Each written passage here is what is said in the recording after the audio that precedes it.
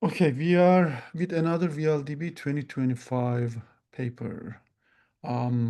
This is my pick, again, just based on the how interesting the title sounds.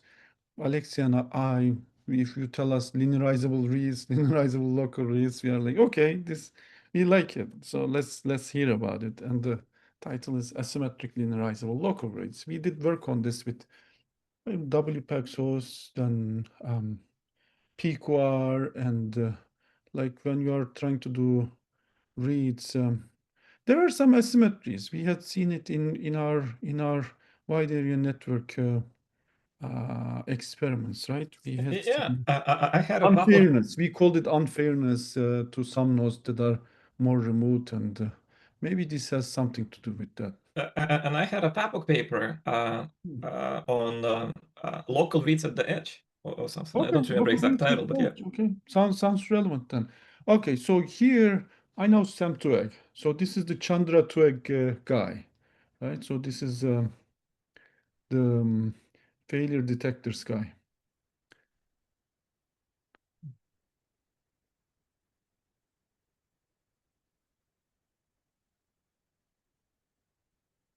right? This is Mhm. 1995, I think. Uh, failure detectors paper, very influential. Okay, I'll read the abstract and then you can go with the introduction. Many linearizable local read algorithms have been proposed to minimize the read latency of strongly consistent distributed databases deployed in geo-distributed networks. Either I'm tired or this sentence is, I'm tired. Read latency of strongly consistent. Okay, many algorithms have been proposed. Okay, could have been a stronger introduction sentence, but it'll do. Uh, filler sentence. These algorithms do so by enabling reads to be performed immediately against any process's copy of the database in the best case. Hmm. Then how is it linearizable? Then you make it wait to make it linearizable. And all of these, this seems like a generalization. Probably not maybe peak OR. Okay, look, every time you see like linearizable reads, right, or linearizable, like, whatever, right? First of all, the only way you will observe, consistency is by having reads, right? Like if you don't ever read, then, Yeah. you have no chance to observe it, Mhm. right? And then like, how do you achieve, linearizability, right? Like, uh, It's actually very easy. If you you need if you a, respond very late, it's very easy to achieve yeah, linearizability. yeah, There is a cheat that yeah. people don't know, I- don't think. The linearizability definition allows it. If you when you receive it, you don't respond for a long yeah, time. yeah. Well, Respond, but make here the window big, and you can always claim it was linearizable at the time you responded. here it's the opposite goal, right? You want local reads probably for, latency of it, right? So Mhm. you want something to happen fast on a read path. Yeah, And every time in those systems, that means you need to make the write path bigger, right? Because like ultimately you need to have a quorum on the read path intersect the quorum on the write path, right? Like read write quorums intersect, yeah. right? Like again, like that's fundamental, that's unavoidable. You need to ensure that intersection somewhere. So if you Mhm. want to make something that happens local and quick, then something else will have to happen global and slow. Yeah. Generally, for raft, this means that you read from the leader with leader leases, which makes it a local read and fast read. But if you are away from the leader, this is maybe some unfairness, which maybe this is looking at it. And okay, so again, this is VLDB paper, 14 pages, and we will try to cut at this in 2 hours. So let's keep going. However, as our analysis shows, worst case read latency at every process with all existing algorithms is at least the network's relative diameter in terms of the maximum message delay minus a known lower bound on message delay between any two processes. This is a bit too parse. Okay, we will understand it as we read this, I think. Worst case read latency at every process with all existing algorithms is at least the network's relative diameter in terms of the maximum message delay minus, I don't know, with the quorum, you don't have to wait the maximum message delay, right? minus a known lower bound on message delay between any two processes. This is interesting claim. Like if you have a quorum, but what is relative diameter mean? So Terms of maximum. I would have I could argue with this, I guess. Why did I make this funny shape? To auto. Anyway, we then show that by leveraging the asymmetric message delays of geo-distributed networks, worst case read latency can be below the network's relative diameter at processes close to the leader on the network center by presenting two new linearizable local read algorithms. Okay, I was going for one, they give us two new linearizable local read algorithms. Our experimental evaluation shows that these new algorithms reduce worst case read latency by up to 50x compared to existing ones, depending on which existing ones you pick. Okay, we will also check this. Okay, Aleksey, The paper doesn't have a I lot of didn't get much citations. from the abstract, so this is a bit cryptic abstract. Yeah. Okay, The paper doesn't have that many like references in it, to be really? honest. Yeah. Check. Does it reference us? It's I don't know. Haven't checked yet. I just looked at the number. No. Okay. And yeah, third references. Well, it actually references the cloudy forecast paper. Your paper? Yeah. Cool. Interesting. But not my paper on linearizable reads. Okay, read introduction. Yeah. We can skip part of it because like So yeah, linearizability is a desirable property for distributed databases because it provides the illusion that the database is run on a single machine that performs operations one at a time. Applications. early giving reference. Go ahead. Yeah. Applications built on top of these databases are more reliable and maintainable because developers do not need reasons to reason about side effects that can arise from concurrent operations. Yeah, that feels like a standard Yeah. intro to something. Yeah, but the bug references, linear. I'm not so sure because these are like the Symposium on Cloud Computing and SOC and a similar one. Yeah, TaxDC. XDC. These are not necessarily like Like these don't come from non-linearizable reads. These bugs do. So I don't like it when they make this a wholesale citation as if it explains. This doesn't explain the non-linearizability is a problem. Non-linearizability is not a problem. Well, actually, What you program is the problem. Yeah, What were your expectations is the problem. That particular sentence says that the bugs arise from concurrent operations, and TaxDC is exactly showing that. Right, but no, Yeah. it doesn't. Yeah. Well, then what's the connection to linearizable read? Oh, if you have linearizability, then the concurrency collapses, right? I don't know. I need to look at the text DC again. Did I say? Okay. To provide linearizability, databases often use a state machine replication algorithms such as Paxos or Raft. These algorithms totally order all operations by electing a distinguished process known as the leader to assign each operation a unique index number. They also ensure that the database remains available despite process crashes by replicating the entire database across multiple followers, the processes other than the leader.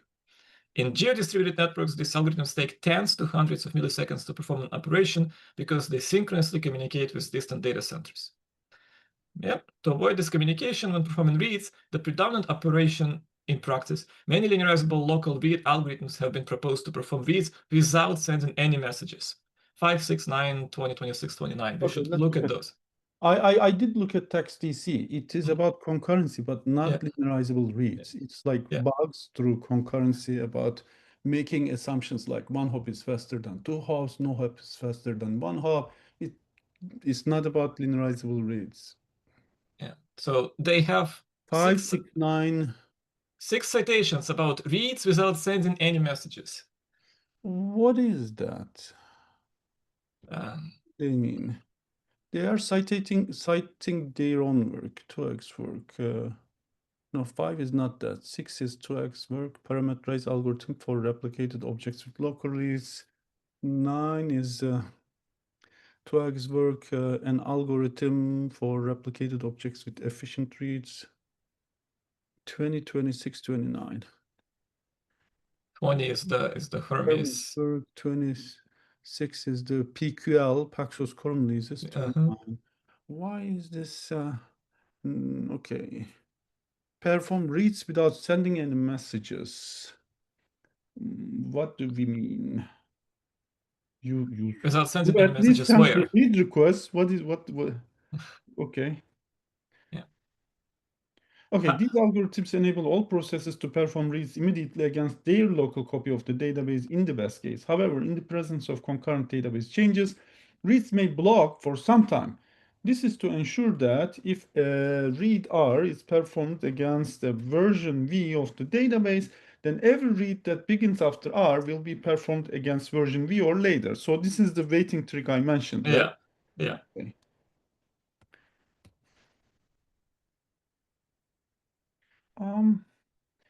I mean, in PQR, we had to use some weighting, right? Well, again, it's the Versions same are thing. not equal. If there is an update, if we detect by reading from a quorum that an update is in progress, we at least wait that update to be settled. Exactly right. So in PQR, we had to detect whether there is something in progress, right? So we had to send actually messages, right? So, Yeah. so to detect this, how do you detect something in progress if you don't send any messages outside?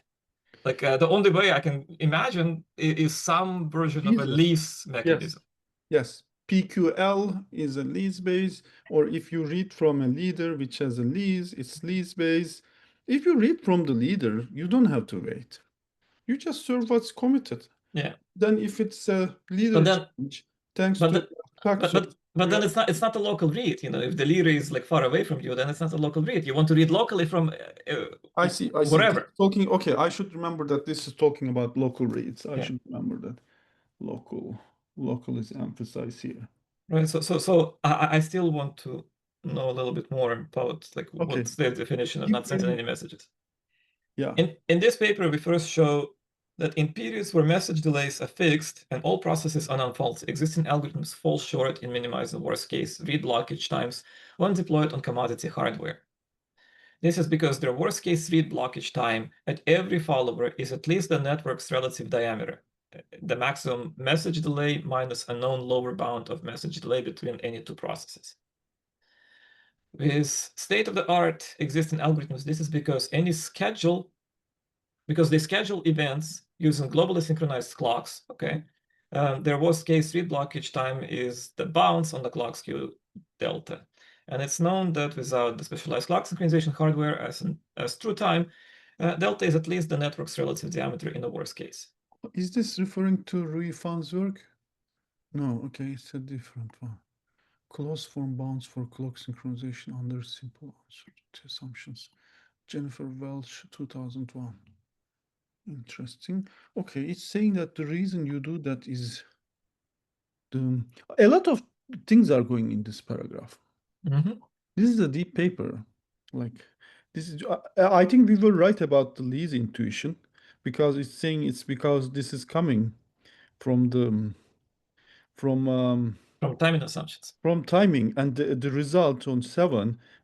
Nancy Lynch and Rui Fan also did POTSI 2005 showing that time synchronization, the delta, the skew is relevant to, is proportional to network diameter, which is not an intuitive result. So that's, but it's interesting. So this is like, this is leases, and from leases, it's saying that there is this thing to a dependency on network diameter, which I'm not able to follow. I hope in the coming sections I can follow this. This is because their worst case read blockage time for every follower is at least the network's relative diameter. And I don't follow this definition. The maximum message delay minus, I need to follow the network relative diameter definition. Let's keep reading. Yeah. I think they have an example, right? The figure one is going to be like the example that they introduced. Average message delays and speed of the... I don't think so.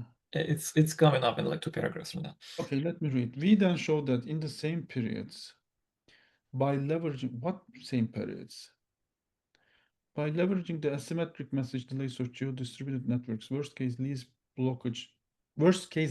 blockage times can be below network's relative diameter at followers close to the leader or the network center by presenting two new linearizable local read algorithms named pairwise leader and pairwise all.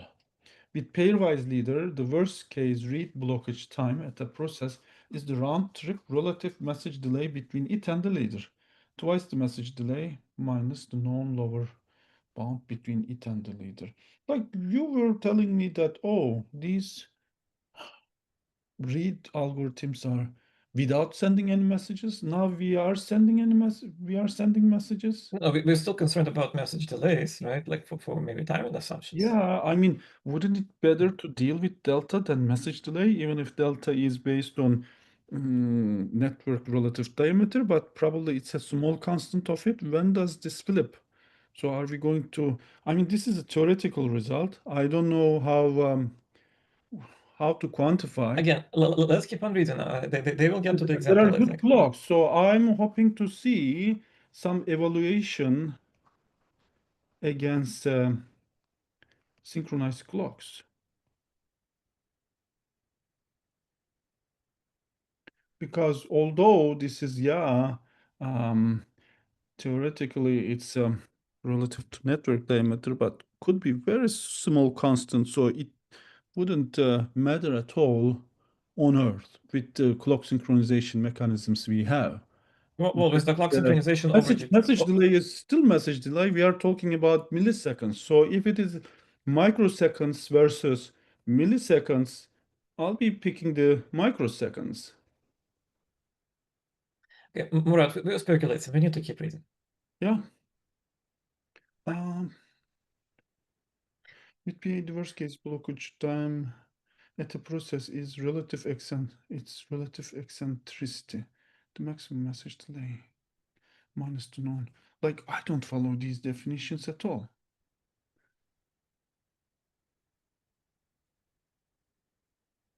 Both PL and PA enjoy.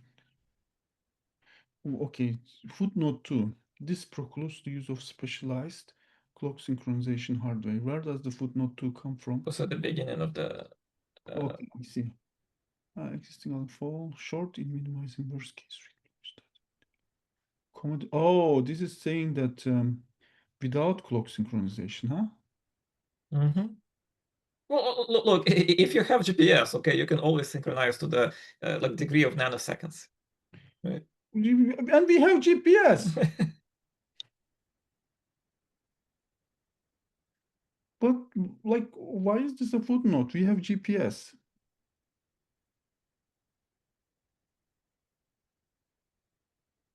AWS TimeSync provides on the cloud for free 50 microsecond clock uncertainty, and that's phenomenal.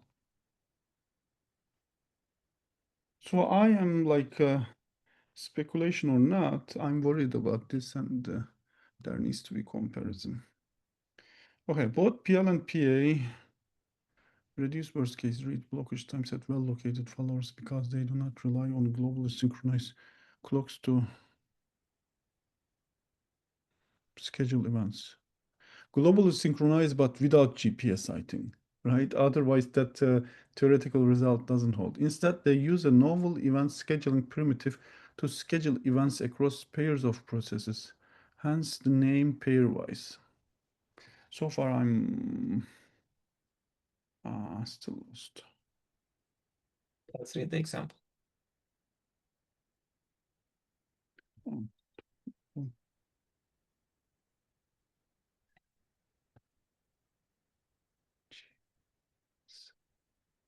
Okay, you read the example. Yeah. To illustrate the above, maybe you should. I mean, maybe you should read, but you should switch to the image that they talk about. I don't know.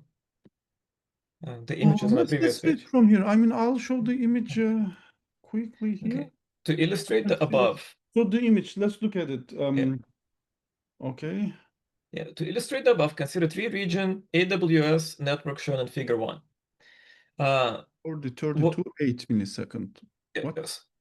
These are latencies. In parents, it's speed of light, and not in parents, I think it's like how long it takes in the actual network. Right? When using the speed of Figure 1, where L is the leader, when using the speed of light propagation times as message delay lower bounds, the network's relative diameter is 27 milliseconds. So now you can try to figure out how they arrive to the 27 milliseconds from 13, 12, and 8, 13, 12, and 3. Okay, 13, 12, and 3. Oh, what? No.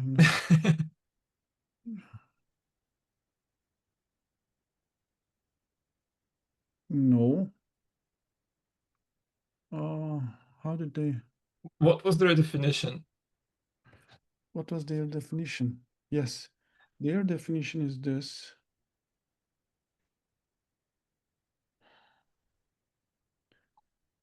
The maximum message delay minus the known lower bound on message delay between it and all other processes.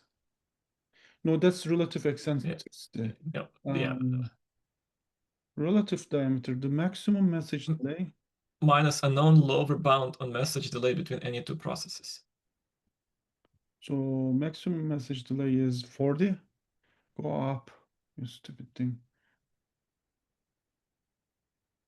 40 minus 13? I think so, yeah. That's how I can get to 27. That's one way to get to 27, I guess.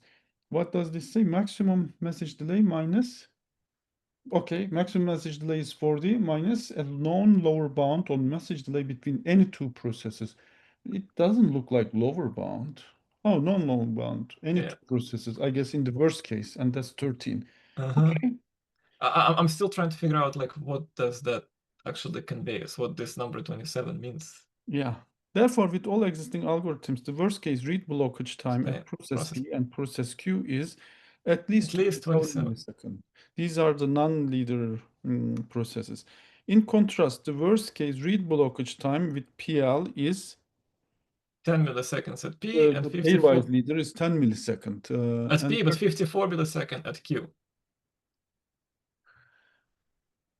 10 milliseconds at P and 54 milliseconds at Q. I don't know. Because Q is far from the leader, so I think that PL only works when you're close to the leader. Yeah, because these are the round trip relative messages delays from P and Q to L. How is that so? Okay, relative eccentric. No, that's the other one.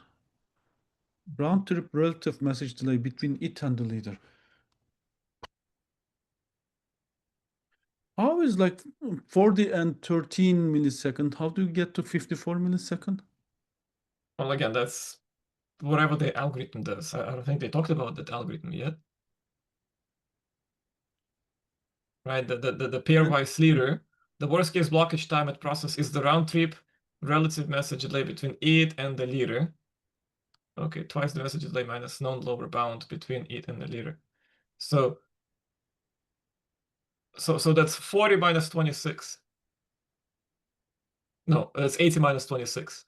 That's not how they get 54. Oh, right? I see. Makes sense. 16 minus 6, that's 10. Okay. PL reduce P's worst case read blockage time compared to existing algorithms because it is close to L at the cost of increasing Q's worst case read blockage time. While this presents a trade-off in the extreme scenario where a process is in the same data center as the leader, R's worst case read blockage time is virtually zero with a pairwise leader. This is because message delays in the same data center are in the order of microsecond. PA, on the other hand, does not present the above trade-off. The worst case read blockage time with PA is 20 milliseconds at P. 27 milliseconds. You have to read that definition about relative eccentricity. Yeah. The maximum message delay minus the known lower bound on message delay between it and all other processes. Oh, maximum message delay is 40. Minus known lower Minus bound of the 12. message.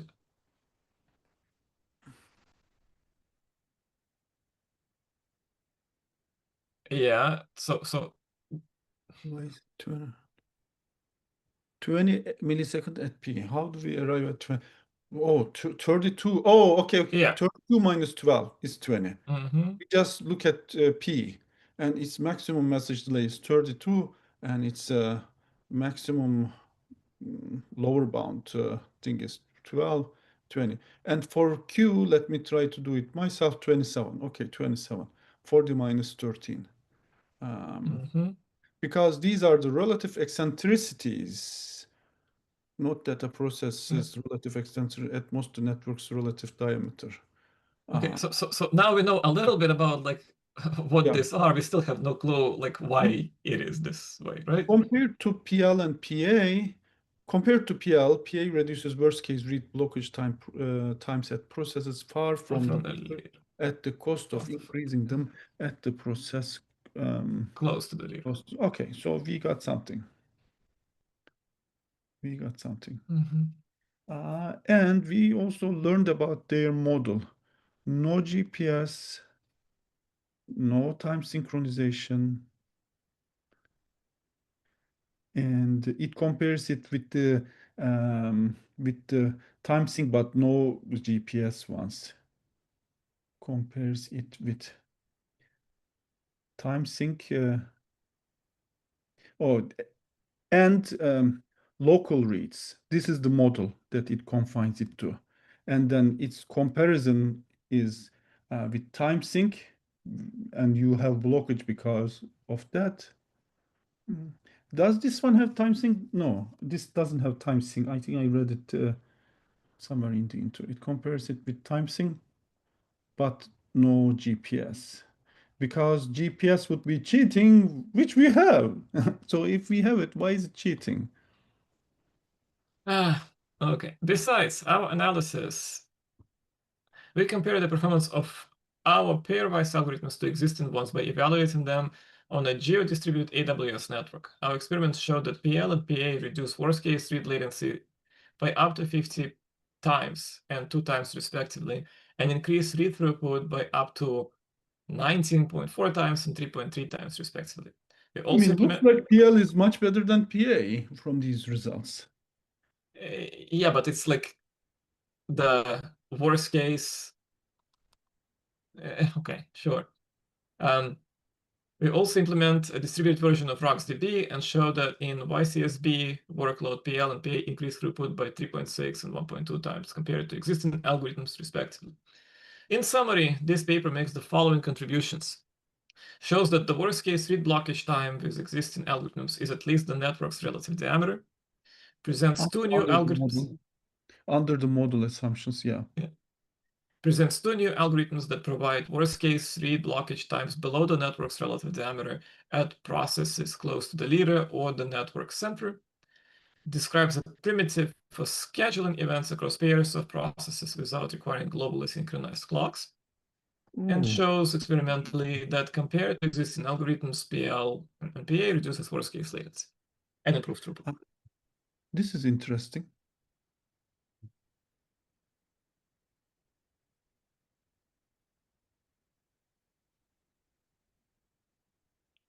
But maybe this is So locally synchronized clocks, but this is interesting. Okay. I think we need to get into the local read algorithms to get the sense Yeah. of like the model in which they operate. Yeah, I think I have an idea about the model.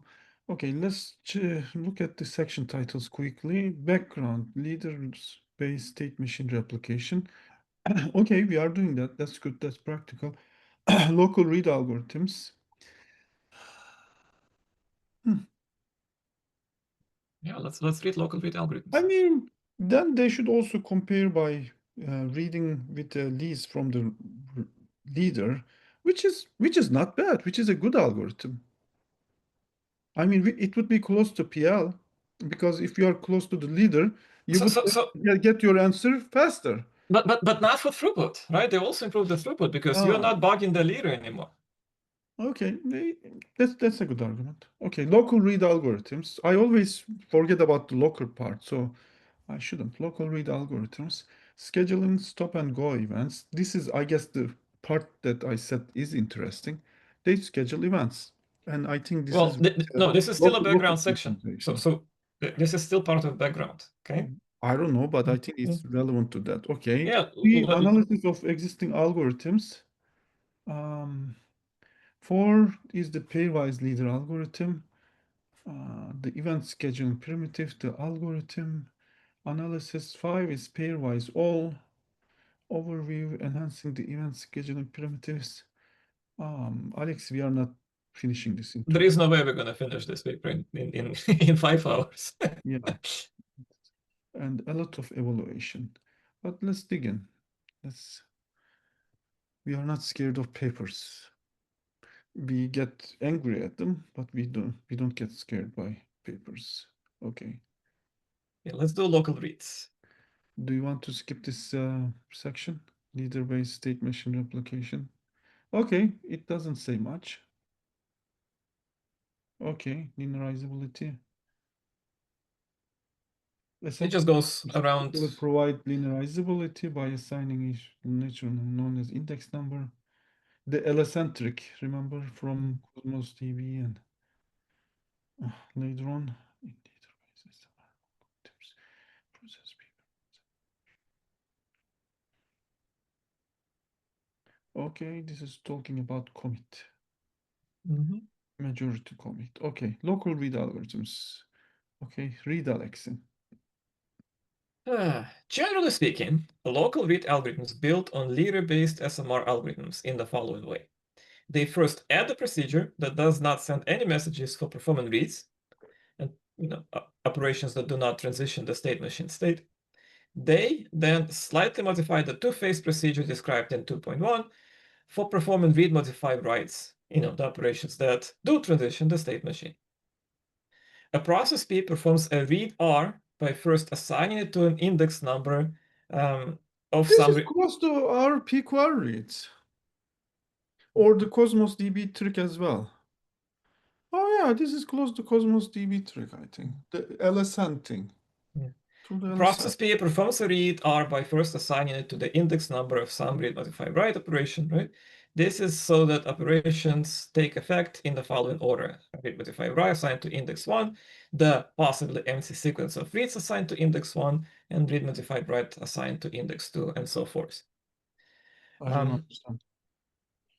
They pre-schedule the reads, right? So like if you have a read, you just say, oh, I'm going to assign it some R in the future. Okay. So I'm going to assign my read to slot, Oh, it is a 100. counter or something. After P assigns R to some index I, it returns the output from applying R against its replica once it's at the ith version. The maximum index assigned to any RMV applied against it is I. Are they assuming 5 adjustments? Does it matter? No, look. The basic idea that they describe is find a place in the future to assign your reads, right? And then wait until that future comes.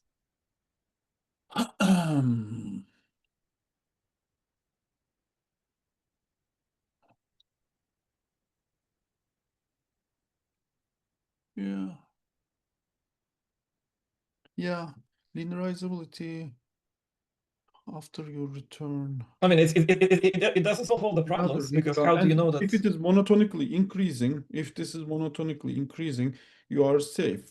Yeah, as we alluded in the beginning, linearizability is not hard if you just add some delay. And this is talking about the delays by assigning those LSN numbers, the index numbers monotonically. Okay, the challenge in performing reads, okay, let me first just say that this is the allocentric monotonic and scheduling, you said. Okay. The challenge in performing reads without sending any messages is determining what index number to assign a read to using only local information. Why is this challenging? If you make it monotonic, is that not enough? Local read algorithms overcome this by scheduling a stop and go event for every index I on every process. Okay, now we hear about the stop and go. A stop event for I on process P represents when P stops assigning reads to indices less than I, whereas a go event for I on P represents when P may apply reads against its replica assigned to I. This generic mechanism ultimately guarantees linearizability by ensuring that all go events for I occur at or after all stop events for I. Okay, a lot to parse.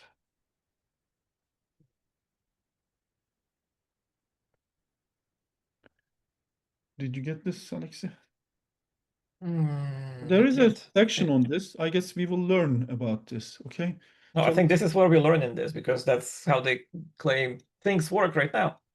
yeah, I think, Yeah, remember, the 5-9 was all Twig papers. It's yeah, built on his yeah, previous yeah, work, so yeah, it's covering them briefly here. yeah. And I think we are going to, the 2.3 was stop and go events, so I say let's not worry about this and we will learn it in the next No, subject. no, I think I want to worry about this Let's because it bear talks with me. about the Let's type. read this paragraph and let's go to 2.3. We'll come back. To ensure that all go events for I occur at or after all stop events, this is like some batch processing. Uh, for I in the absence of failures, we outline how to tolerate crash failures in section 7. The leader waits to receive acknowledgement from all processes. Oh, it's telling others its progress there. Ah, because just reading from one node is not enough. Just monotonic reading is not Yeah, enough because we need to raise the monotonic with others. This is like epoch number tricks in Chardonnay, etc. But they were much more simplistic because they were rougher epoch numbers and they didn't mind delaying batch reads. This is monotonically increasing the read with a nice trick about processes communicating with each other. And that's what the stop and go means. You get okay about stop and go. It's like what is it called? Lockstep or barrier synchronization, so to speak, primitive. But there is also failures, and that makes it interesting. And they say we are going to discuss that in section 7. okay. Can you elaborate on this? Because I think I'm behind you. Okay, let's see. Let's. So all I'm saying is, I was initially claiming that. Like if I give it monotonically, it is good. But if I was the leader, or if only I'm serving the reads, but I'm one follower, I'm Murat, and Aleksey is also serving. And now we have to make sure that what I provide isn't too much ahead of Aleksey, so that after I give a read, another a process that sees my read sends a request, but this time to Aleksey, and Aleksey serves it as stale copy from its local state. So Murat and Aleksey needs to be some sort Yeah, yeah, yeah. of barrier synchronization, and the stop and go is the indexes we gossip to each other, we message to each other and coordinate this so that we are not off by much. Is I think what's going on here. Yeah, well, you cannot be off by anything, right? Say this again. You broke It's up. not off by much. We need to be Yep. in the lockstep. Yeah, yeah, pretty much. No, I In think the there is. lockstep. I think there is good. I think there is good. There is good range. Let's see in the next section. There cannot be a good range. If I am serving reads for instance, 100, Mm-hmm. and you are serving reads for instance 99, then someone can come to me, read at instance 100, then come to you, get 99 from you, and see all Right, right. data. But after that guy reads 100 from you, it goes to the client. So there is a latency assumption there, but maybe that's very small. And then back to me, maybe that's very small, Yeah. and maybe that range is very small. Let's see. Let's see. I think we are going to get the answer in 2.3. And what does figure 2 say? Eager and delayed times network shown in figure 1. Okay, this is building on the figure 1 example. Black, orange, and red arrows represent prepare, acknowledgement, and commit messages because we are in draft world. Numbers above dashed lines are times in millisecond. Since the leader sent the first prepare, stop, and go events are shown as S and G. Stop, go. See, there is a range, Aleksey. Oh, range is a bad thing. Yeah, but Range it's means you block. Range is a bad thing. Stop and go illustrates. this is all the stuff that happens within one instance, one replication round, right? That's also true. Okay, let's read. Let's read. Oh, 3 is analysis of existing algorithms, and it's where it will claim that, see, they are network relative diameter bound, and then it is going to say that pairwise leader is not bound, pairwise all is not bound, and these are the two algorithms. Okay, scheduling stop and go events. We now describe the 3 approaches existing local read algorithms used to schedule stop and go events. Did it like refer to a paper for the stop and go events? It didn't. Again, this is a very this paper is very sparse in citations. It could have referred to a paper for stop and go because I believe it's building on the TWAG previous working that they cited 5 and 9. Okay. In the invalidation approach used by Megastore, PQL, and Hermes, followers apply reads against their replica only when it is valid. As when there is an outstanding update, you are invalid, if I Yeah. remember. A follower's replica becomes invalid once it receives a prepare message for some index I. This is I stop event. It then again becomes valid once it receives a commit message for I if no other prepare messages have arrived in the meantime, which would be bad. This is I's go event. You are right. So this is per instance. There isn't good range. The leader is an exception to this because it always knows the state's latest version. Of course, specifically at any time the leader performs a read against the version of the state it last sent a commit message for. This is I stop and go event at the leader.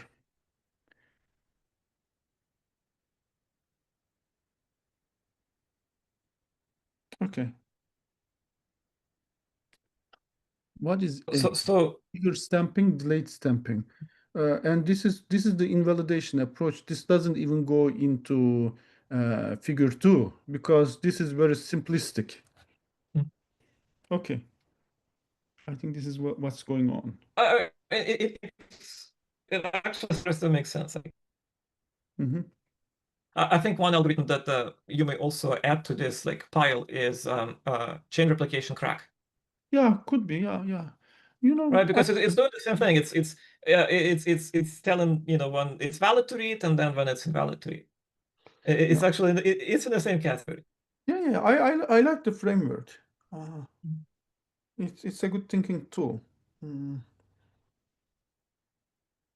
the eager stamping approach used by CHD, what was CHD?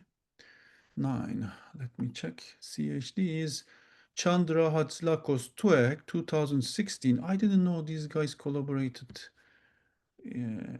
as recent as that. Okay, this is the one that mentioned, right? I think this is where I said they are building on Tueg's previous work. An algorithm for replicated objects with efficient reads.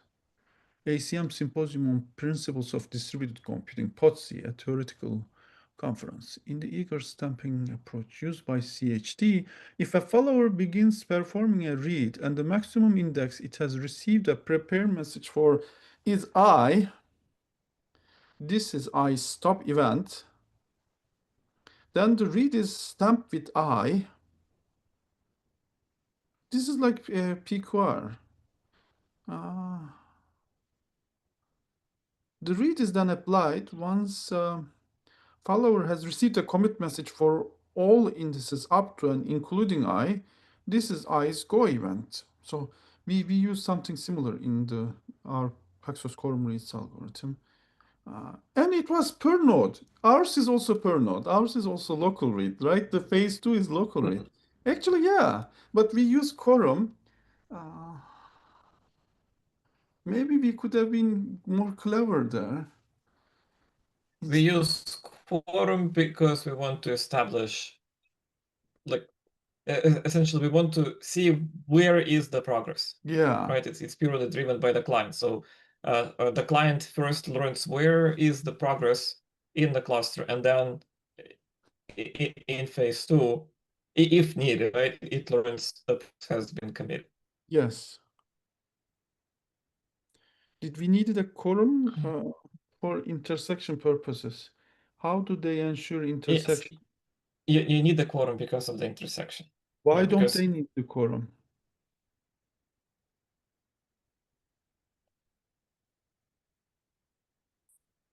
so the reason why PQR would need a quorum. Oh, okay. They are also communicating with each other, I think.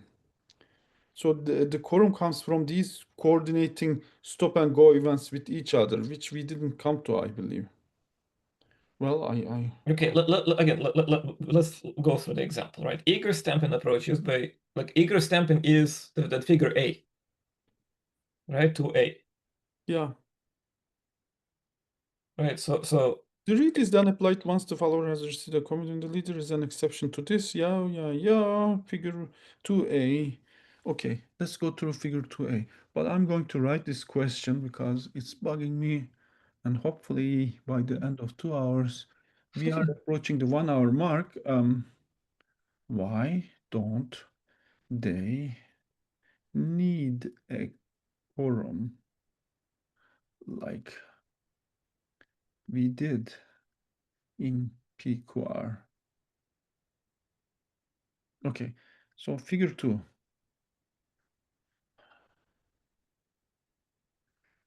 This is its stop event because it's prepared, and its go event.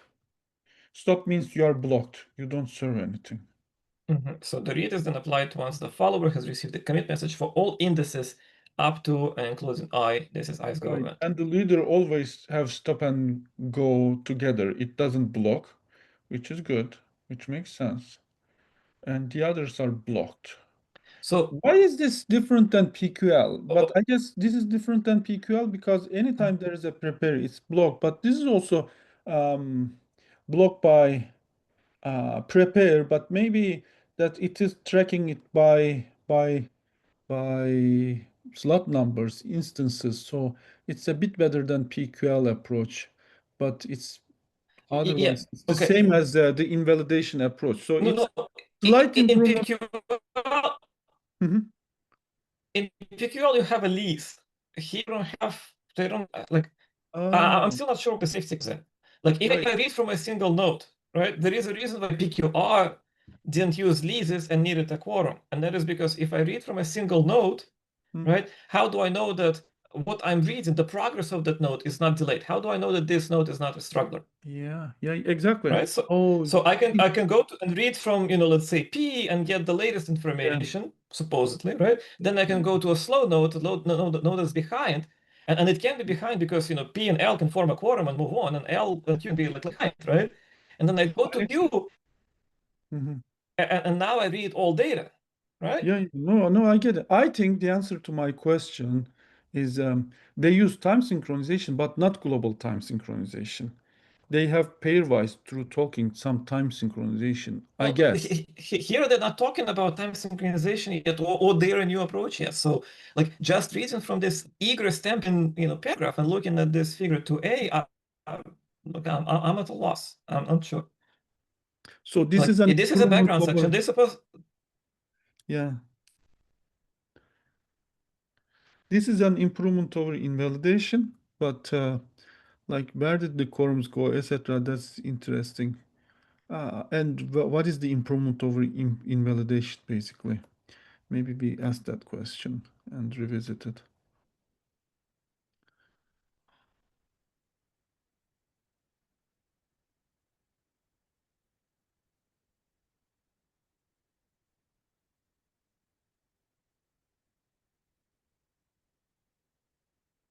Okay, lastly, the delayed stamping approach used by CockroachDB global tables and BHD builds on the eager timestamping approach by decoupling the occurrence of stop and go events from the reception of prepare and commit messages. Okay, that's interesting. Okay, hold on before you go. I think the leader needs to send the global progress to everyone, Okay. Mm-hmm. right? So the leader is not just saying that Hmm. commit I. The leader is going to say everyone is up to I go, Oh. right? Oh. In the absence of failures, at least. Mm-hmm. Mm-hmm. Because if you do this, then you know if you have slow node or the fast node, they're all going to be Mm-hmm. That's a clever blocking idea. I I mean, don't know. did we skip it here? Because we were skipping this paragraph, remember? I think they mentioned something like this in 2.2. No? They said that they then slightly modified the two-phase procedure described 2.1 for performing read modify writes, and I was like, what is this guy talking about?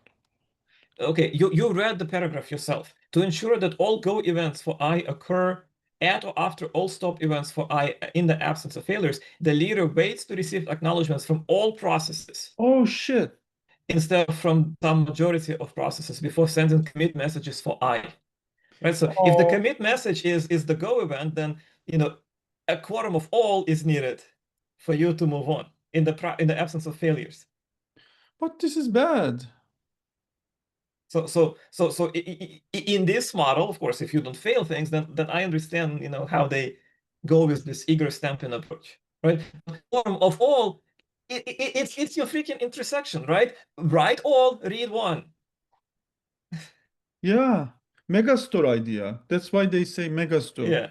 Oh, but this is bad. I hope they fix it in section 7. We outline how to tolerate crash failures in 7. Yeah.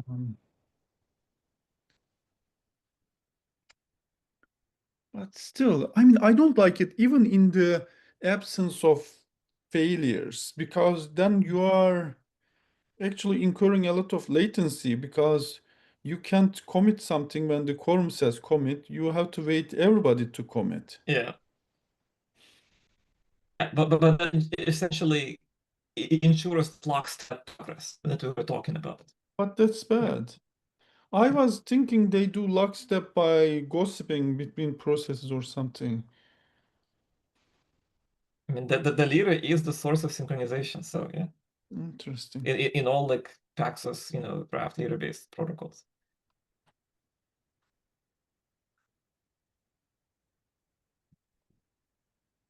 But this is bad.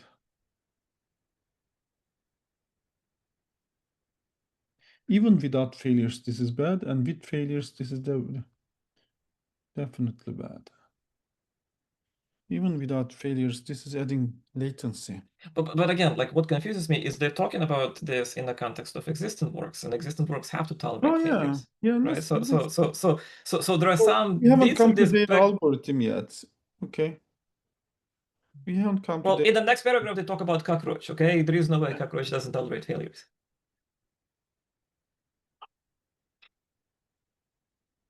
We'll see, but this is global tables, Yeah. not the entire cockroach DB thing. Lastly, the delayed stamping approach used by cockroach DB global tables and BHD. What was BHD? 6 is Twagg's work, 2022, parameterized algorithm for replicated objects with local rates.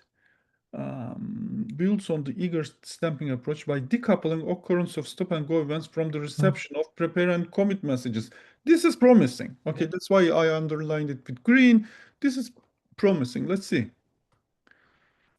They do so by using globally synchronized clocks to determine when RMW, right? So basically the synchronized clocks becomes the watermark, right? Mhm. When everybody, if you know, thanks to the delta, that everybody must have reached this. This is raising the watermark. To determine when RMWs become visible. This RMW thing is confusing me. Read Uh, modify yeah, writes, but just writes. yeah, become visible. When the leader receives a read modify write, oh, why don't just say operation? update operation. It queries its current clock time t, but is this also include write? No, this is just the update operation, state changing operation, update operation. It queries its current clock time t and assigns O, the operation O, a visibility time v equals t plus alpha, where alpha is a configuration parameter known as the visibility delay. So this is CockroachDB trick Yeah. about timestamping slightly in the feature. Okay. Okay. When a process receives a prepare message for index I and visibility time v, it stops stamping reads with indices less than I, of course, once v has elapsed on its clock. This is I stop event. In other words, a process stamps a read with the maximum index whose visibility time has elapsed on its clock at that time, who become visible, to determine when V has, because even if the write happens there, it will be visible later, so you serve the read from the previous version, and that's okay. They are assumed to always be within delta of each other, where delta is known from the get-go. A process waits to apply O until it receives a commit messages for all indices up to and including I and.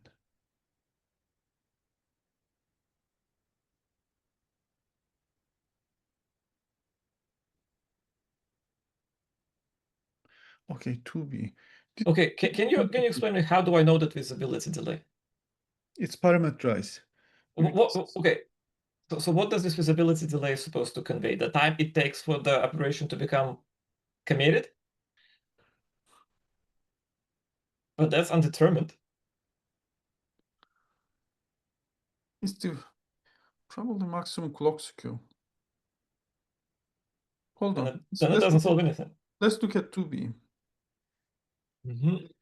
Delta is the bounds on. See, delta is the bound on clock skew. Yeah.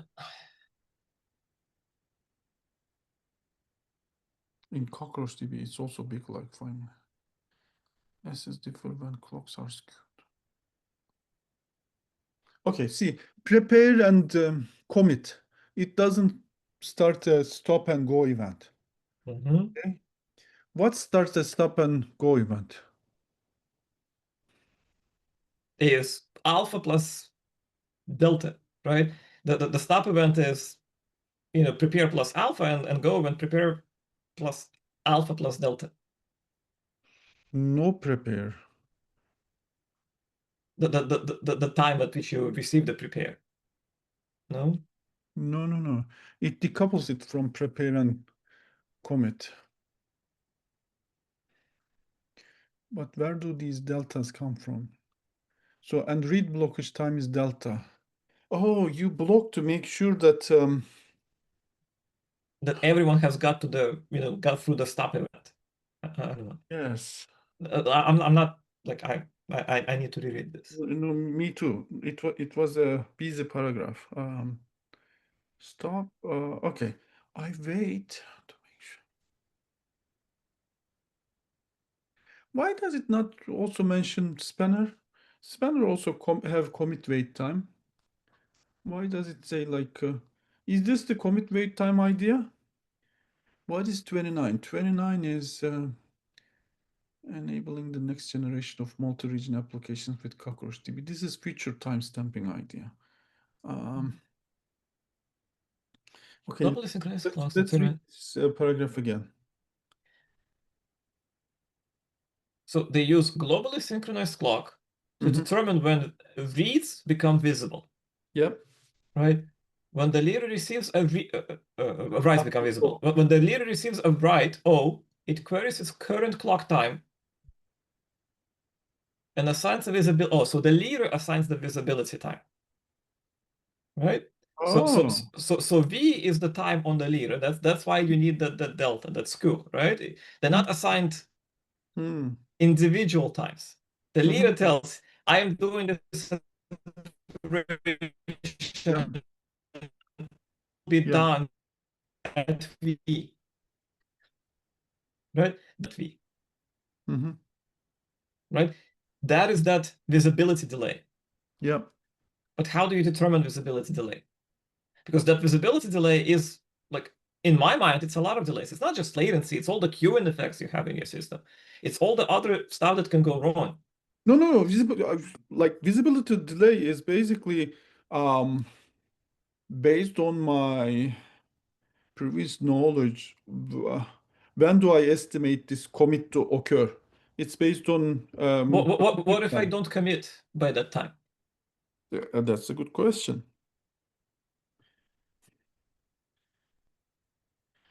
Because it's very easy not to commit at that time in the No, I think system. not committing is fine because the problem is if you commit earlier, then you are blocking reads. But if you say that this commit I'm going to make visible at this time, if you don't commit at that time, you don't make anything visible. But you say that it after it committed, don't make it visible after this time until this time. So you are telling everybody to make it visible at that time. Well, plus delta, where the blockage comes from. So that's the idea about feature timestamping. Not committing is safe. Okay, interesting. Okay, so now entertain the idea of how does this work on the same example that I gave before with like a slow follower.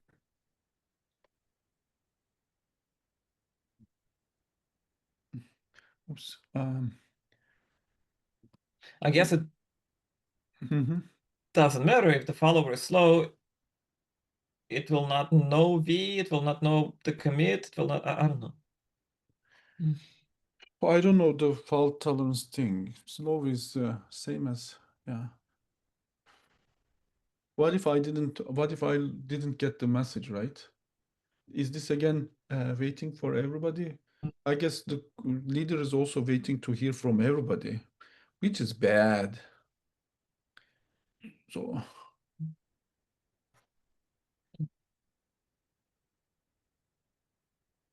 it would be bad. Okay, analysis of existing algorithms. Aleksey, I propose we skip this. Go to 4. Because I got the idea. Okay. I think we will not be able to get 4 without reason 3 because of the notations they introduced.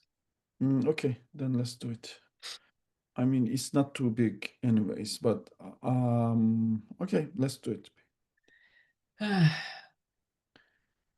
I am not happy about trying to read the letters and the Yeah, formulas out loud. letter sigma.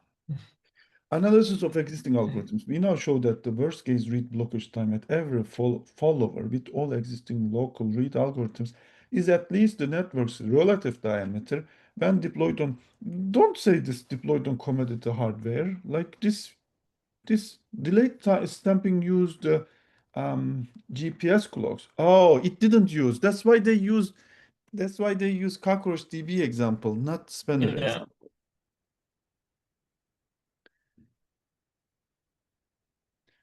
Remember, I said, why don't they use the spanner example? And that's where they say that this is like delta, the relative diameter comes, network's relative diameter comes. Okay, so our analysis considers periods where the delay of every message between every two processes P and Q is exactly sigma PQ, and all processes are not faulty. We also assume that between P and Q, there is a known lower bound on message delay denoted by sigma min PQ, and that all local computation is instantaneous. Okay, so no queuing delays at no service delays, no queuing delays for compute. Moreover, the above What quantities is this like? are symmetric, right? So Are they assuming all delays are sigma peak? No, okay, they are giving for between processes P and Q, right? hmm. So that's just a delay, but that's essentially one link, right? But it doesn't change, it fluctuates. Okay, it assumes it doesn't fluctuate, Yeah. no delays or something. Mhm. Mhm. We use terms defined in table 1 to describe the results of our analysis. They define the piece centricity, um, network diameter, and relative message delay. I think all in the table, right? Yeah.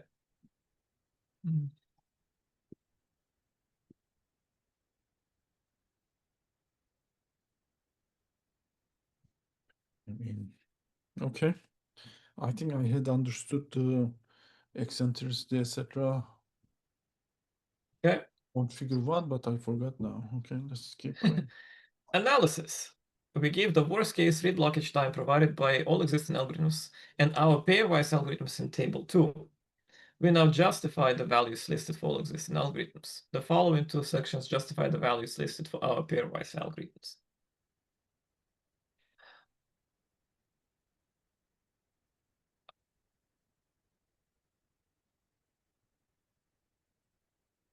Okay, so that's the table. 2 Recall that is invalidation algorithms follower P performs reads only when its replica is valid, and P's replica is valid if it has received a commit message for every index it has received a prepare message for. So when P receives the prepare messages for multiple indices before receiving a commit message for any of them, P's state is invalid until it receives a commit message for all of them. messages for all of them. Consequently, when the leader sends a prepare messages quicker than it sends commit messages, because RMW updates arrive at the leader more frequently than acknowledgements from all processes do, P state is perpetually invalid. Therefore, the worst case read blockage time at P is infinite. I mean, it is a that is a point. Yeah. So PQL is PQL in this invalidation thing? It is. So that's really bad. I hadn't thought about it that way. But this is, yeah, this is bad.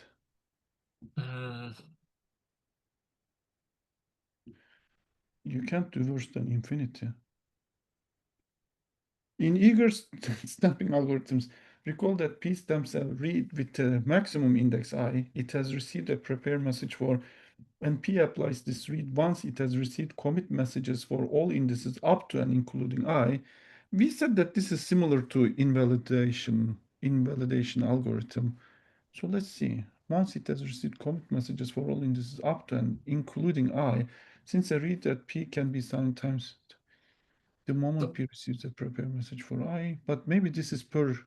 It invalidates it, but not in a global sense, but like in the per instance way, right? So like at some point, Yeah, exactly. the instance just becomes, Yes. good to go. Yeah. Furthermore, since message delays are fixed, P receives commit messages in index order. Thus, reads at P block in the worst case from the time P receives a prepare message for I until it receives a commit message for I.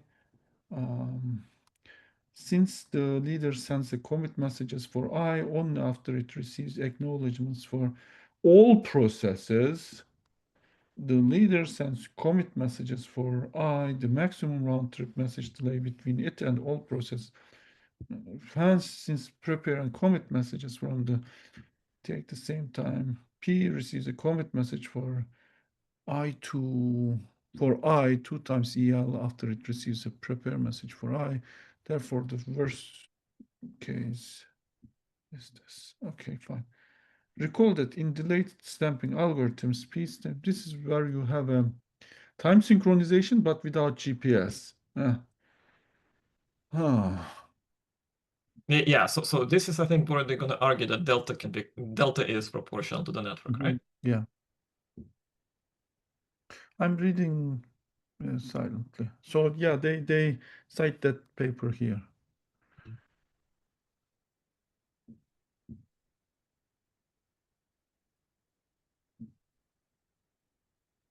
Yeah, this is a theoretical result, like the post-C result is also.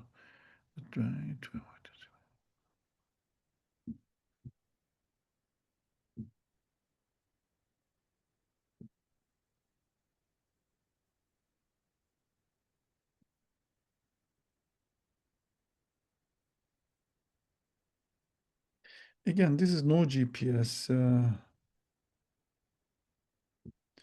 GPS invalidates this assumption.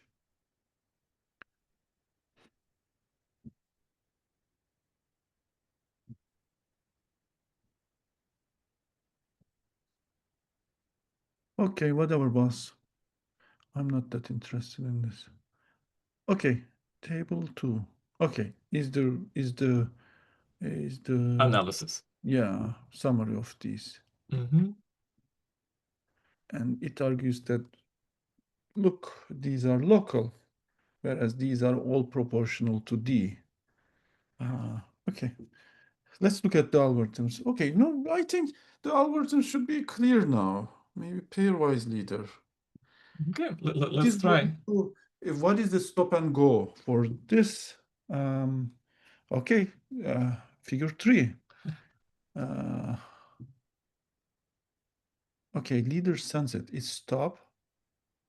Leader sends it the other guy. It's stop. Oh, the leader sends it to the faraway replica first, then to the close one. And the leader is always SNG is one thing. It doesn't have a period like the other one.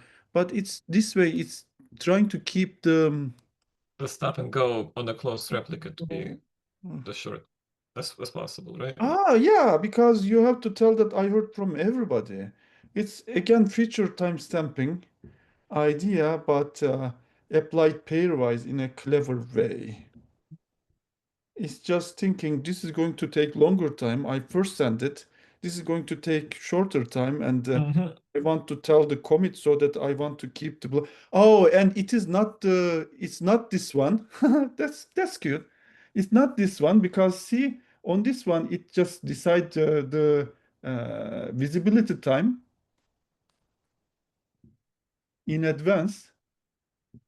And then this all starts approximately the same time and they have to wait delta. But this is smart. This is a cute idea.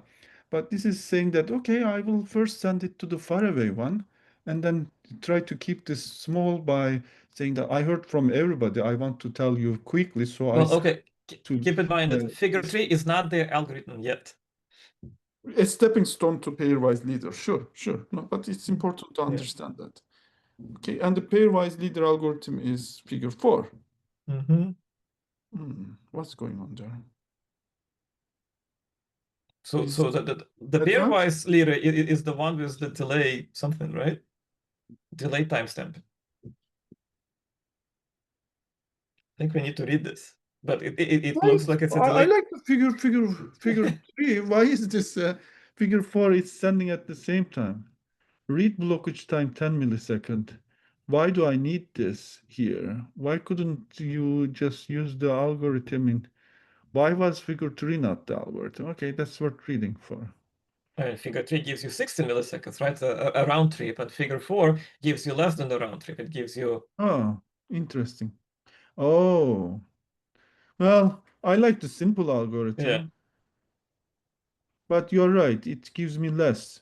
16 versus 10, 80 versus 54, and that's less. Interesting. Okay. Do you want to skip ahead to the other one? Well, I don't think we understand how it gets there, Well, but we haven't, but yeah. I want to cheat a bit. Okay. Stepping stone and pairwise all. Stepping stone, probably I will like this more. Again, leader sends to the close by later on to make sure that I hear from. Oh, everybody sends everybody. See, Aleksey? Everybody is a learner now. They don't learn directly from the leader. And this is when the leader is far away from you. This makes more sense. So that's the difference between the pairwise leader and pairwise all. Interesting. And then the same trick. This is a bit less than this. 32, 40, 20, 27. Okay, I like this paper. Yeah, I like this paper. And then they have evaluation with RuxDB, etc., which is nice. Okay, let's read the pairwise leader algorithm. Okay, Aleksey, read. Okay, so we now describe the pairwise leader PL, which achieves worst case read blockage time below D at followers close to the leader L. Specifically, with PL, every process P's worst case read blockage time is the round trip relative message delay between it and L. Yeah. Right, so to understand how PL achieves this, it's helpful to first consider a stepping stone algorithm that achieves slightly higher worst case read blockage time.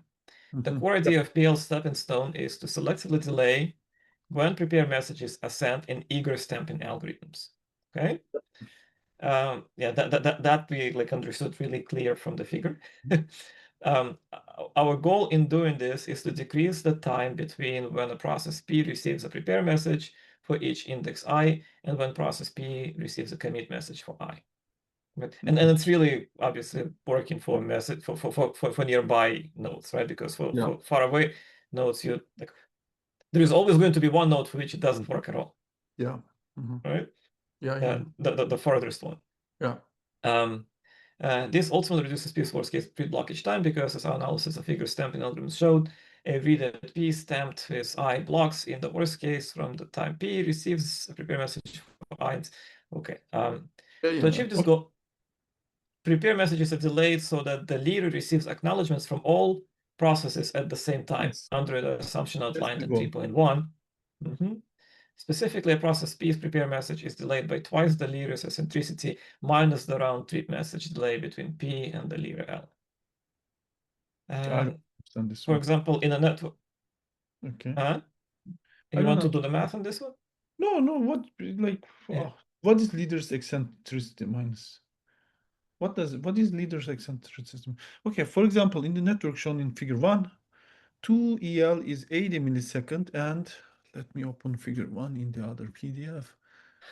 2 EL is 80 millisecond because there was 40 in the worst case one, and 2 EPL is 16 millisecond for the close ones. 2 times 8 is 16. So P's prepare message is delayed by 64 millisecond.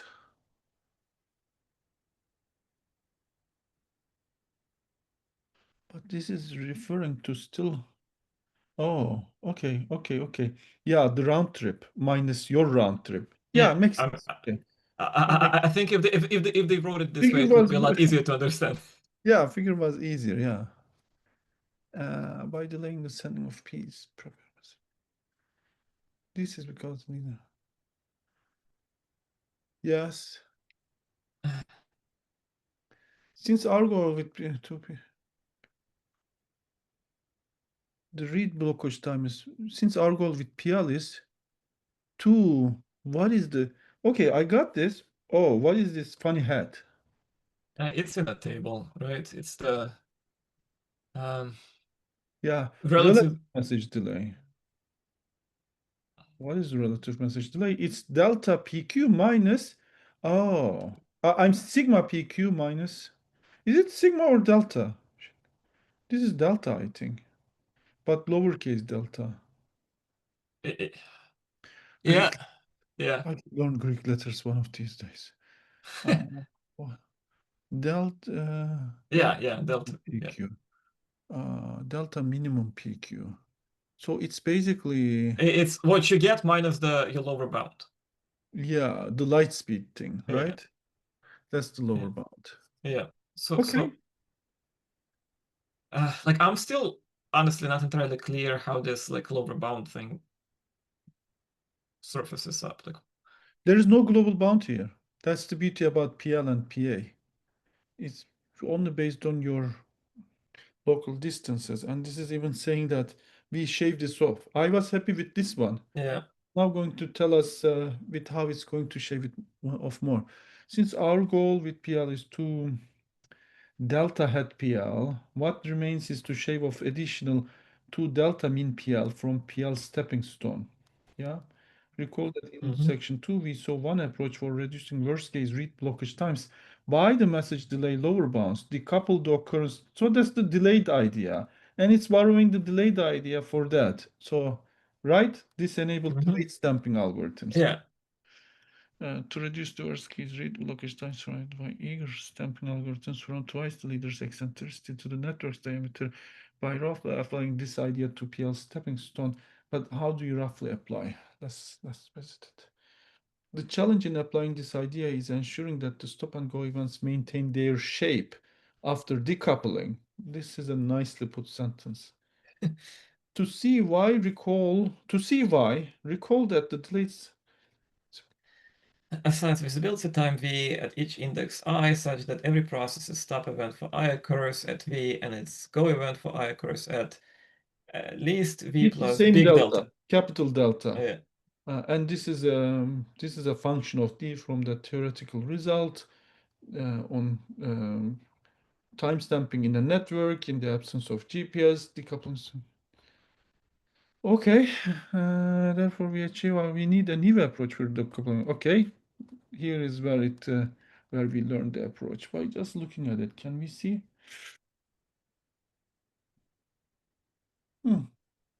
I think it's giving a midpoint and say that your stop is half the time before it and half the time after. Half based on your distance from me, based on your latency from me. It determines the middle point as the visibility point, and then stop and go is half and half between that,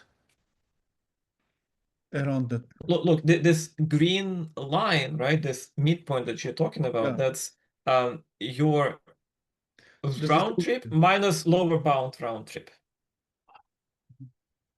Like, why is I that don't know. Let's the read. thing? Let's read the paragraph. PL decouples stop and go events using a novel event scheduling primitive. This primitive enables events to be scheduled across a pair of processes P and Q that are guaranteed to occur before or after each other in real time as desired. The key feature of this primitive is that under the assumptions outlined in 3.1, events between P and Q differ in real time by delta hat PQ. The I see. leader in PL uses this primitive to schedule every process's P stop event for index I before I's visibility time and P go for I after I's visibility time. We illustrate this in figure 4, where the green line, I drew the green line. Which green line it to? No, Oh, they there had a was a green line green there. line before I drew it. Okay, that's unfortunate. And okay, I drew a green line on that thing again. Okay, I see. Represents I's visibility time. As we will show, scheduling events this way results in every process piece. Okay, questions like they are still using time synchronization to figure out this visibility time.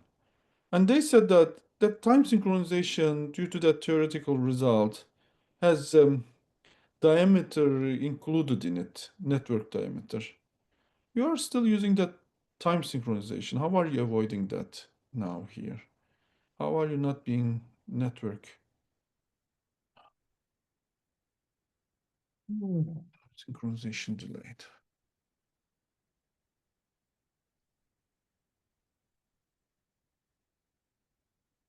How is your thing that precise? If you look at 2B, they don't start at the same time. How is yours green line aligned so well?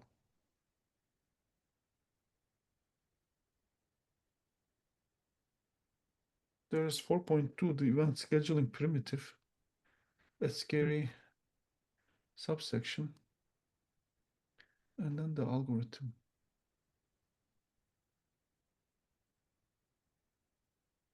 And then analysis. We read on. What do you think, Aleksey? Like, why Mhm. does why did the network diameter came in figure 2B and it doesn't come here in figure 4? Are they using GPS here? No, why would they? Remember, no GPS. Maybe it's for the other algorithms. I don't know.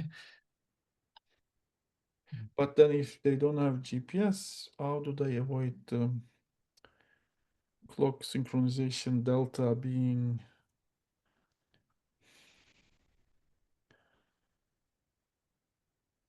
How are they so precise with the green line?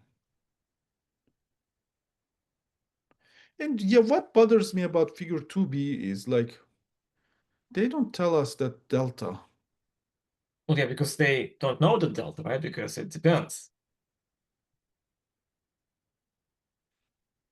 But right? your cockroach DB selects that delta very big, like 500 Yeah. millisecond, which you lose all the advantage. Yeah, Really? Cockroach DB would to be. give you that 500 millisecond blockage time in figure 2B after just yeah, in figure 2B after doesn't have to be that way, or does it?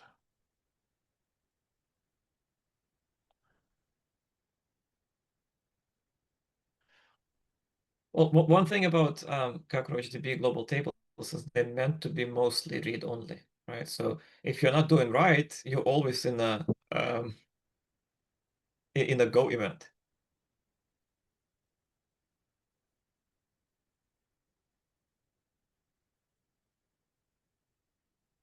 Mm. Right? So like Okay. from practical perspective, if you're not doing any writes, none of that matters, right? You just read right away. Okay. You're always in a go. 4.2, Alexei. Yeah. The event scheduling primitive. So we have Okay. like how much time? 20 minutes to wrap this up to keep our two. I don't think we will be able to finish it. Do you want to just continue it like I just want to at some understand this one. I like yeah. the PL algorithm better, frankly, but I just want to Yeah. understand this thing where how they establish the green line better. And maybe algorithm we can read a bit. I don't know if we want to look at evaluation. Probably we won't. It shows very good, but I just want to see who they compare against in the evaluation. That's what I want to see. Okay, let's read. We can Okay. We begin by explaining how this primitive provides a process as known as the sender the ability to compute a time TR on process R's clock, known as the receiver, such that TR occurs before or after TS on the sender's clock in real time as desired. Note that Man, I like these sentences. Like these sentences are like Know that when we say TR occurs before or after TS, they could occur at the same real time. At the high level, the primitive provides this functionality by establishing causally ordered timestamps called markers. The sender has a before marker MB and an after marker MA, while the receiver has a single marker M, such that MB occurs before M and M occurs before MA in real time. So it's this is a simple idea. okay. Oh, causally, like message. Mhm. Okay, but this is not good. This is not enough for scheduling the green line. But remember, they're not supposed to send messages for reads. Okay, to schedule Well, the leaders, TR, the I guess sender leader is computes. the sender, right? Leader is the sender, but I still don't understand how precise that green line is. And then you could say, oh, half of it before, half of it after, and this is what I wait. How do you know? Okay. Okay, maybe we should Maybe take a pause. figure four is more metaphorical than. I think we need to take a pause and go back and actually like figure out exactly what happens with the delays, right? Like, No, I why do think we need a specific delay? it's explaining it here, right? The scheduling. Let's power through it. No, I think we don't understand the stuff that comes before this, or at least not like at the level. Okay, is the question you are And asking? I'm not even What if talking we this. don't? I mean, we understood here. Okay, do we understand what's going on in figure Yeah, three? yes. Yes. We don't And now understand what's we going have on in the figure delayed, four because we delayed don't idea to get to figure four, but I guess we want to understand what could go wrong if you don't observe for P this small wait time and for Q a bigger wait time. What could go wrong? Right? That's the question. we first need to understand the delayed stamping. Okay, I think our problems start there. I mean, delayed stamping is like the delayed stamping. The leader says that this becomes visible at this point. Yeah, explain me why. How can leader know that something's visible at this point? How can leader know that something will be completed at this point? Even assuming 3.1 assumptions that processing is instantaneous. It knows the delays to the processes. It says that with the round trip times, I will receive from Q by 120, and then I add to it. Why do I add Q's round trip time? But this is the relative blockage time.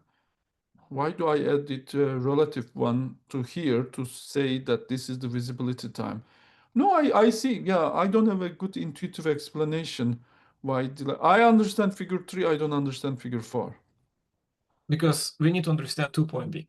Okay, if you can explain me 2 B, then we can understand 4. What is 2 B? The delayed stamping, the actual delayed I stamping. understand 2 B. Okay, explain it to me.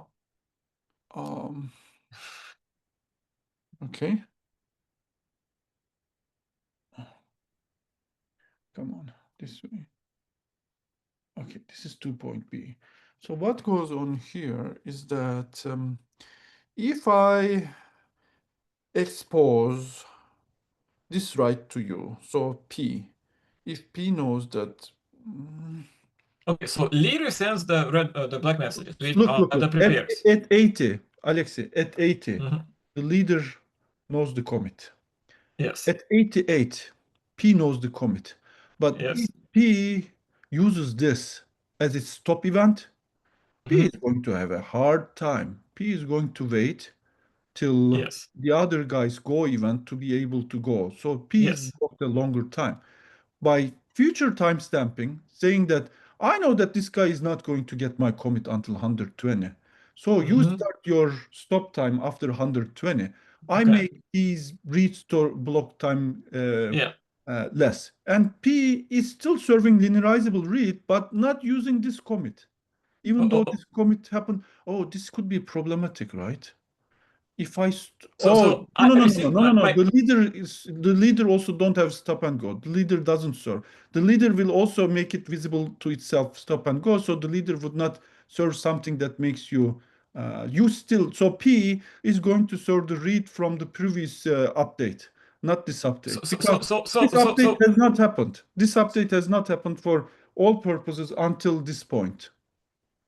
so at, let's say, time 90, I'm on P. I will not read the stuff that I just received the commit message for, right? Exactly, I will exactly. read the, I minus Yeah, one, the previous one, exactly. right? And then, Even for the leader, if you ask the leader, yeah, um, what is it? Give me the latest value. It's going to give I minus one because the leader is going to tell the client I's commit only okay. after 120. So explain me then, why do I need a period of I cannot read anything? Mm.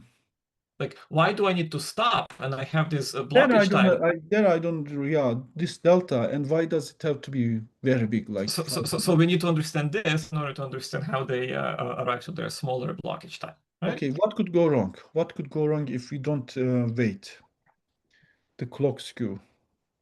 Well, if you don't wait the clock skew, you might be acting faster than the other ones. Okay. And But then if you, you serve. Yeah, this is what could go wrong. If I don't observe the clock skew, I think that, okay, the visibility occurred. I serve from I. And then the client sees Mhm. this read, client sends it to the leader. The leader clock skew is higher, let's say, or client send it to Q, which is close to whatever. And then this has a clock skew high, and this thinks that the visibility time did not come, and it's going to serve the read from I minus one. You have stale reads. That's why you wait the clock skew. But this clock skew is too high. yeah, okay. Okay, yeah, I think I understand. Okay, I understand the But I'm purpose. lost. I'm lost Yeah. on this one. I don't have good intuition about this guy. So, I so in the Finally I first, understand this one. I understand okay, this one. in the first one, again, like your explanation, why do we need clock skew, right? Because like you're solving the problem that you want to prevent someone from, Right, but this is not about clock skew. I'm not even sure but you need to solve the there same is clock. problem. Look, Alexei, there is clock involved in this algorithm Yeah, here, right? There is. it's a delayed algorithm, yes. Why does the latencies come into play here rather than clock skew?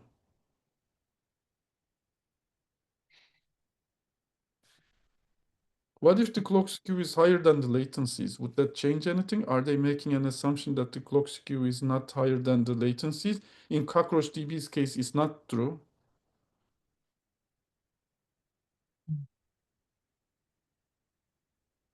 I mean, first of all, they're not describing CockroachDB, they're describing their stuff, but Yeah, but no, yeah. they use time synchronization, Mhm. which is not GPS based. And what if my question is a valid one. What if delta is greater than the inter-process message delays. Mhm.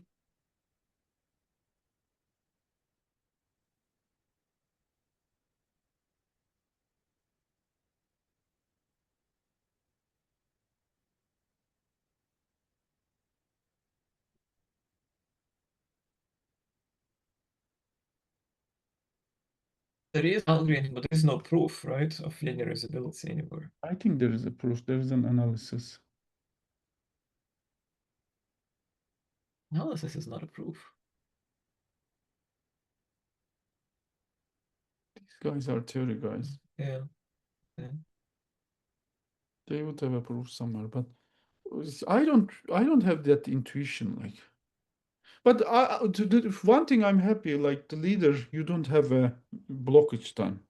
That's Mhm. cool. So leader would always be serving something, but that's also scary. In an instance, the leader can skip from serving I minus 1 to I. Mhm. Oh. And the inter-process times go into factor into this because if you heard from the leader, you were collocated with the leader switches to I, the fastest you could learn from P would be your delay to P. I mean, wouldn't you arguably say Intuitively, that I the have an fastest? understanding. Intuitively, I have an understanding of where the inter-process message delays come in. Rough understanding. But I don't understand how this device halfway and why that is safe. No, look, okay. If it's about the delays, right? Like if this blockage time is 10 milliseconds because, P is 8 milliseconds away with the 3 millisecond light speed, what if that message takes 80 milliseconds? How do they know it's always 8 milliseconds, Mhm. I right? mean, they cite your work, so they should know that it can fluctuate widely. Where did they cite your work? I don't know. Let's grab for it. Where is your work? If What is the number for your work? I don't remember. Citation number. Okay. Charapko It's 18. 18. And where is 18 cited? In a Uh, footnote. come on. Really? In the introduction in the Really? Oh yeah, in yeah. the introduction, the assumptions are approximate, the usual behavior of networks in practice. The assumptions approximate the usual behavior of networks in practice because of the variance of message delays is low. Actually, your paper says the reverse, right? Your Yeah, paper, I say that I get like 100x maximum latency your compared to paper says average. the variance of message delays is high and failures are infrequent. Okay, let's show on the shared thing where yours is cited, and yours actually says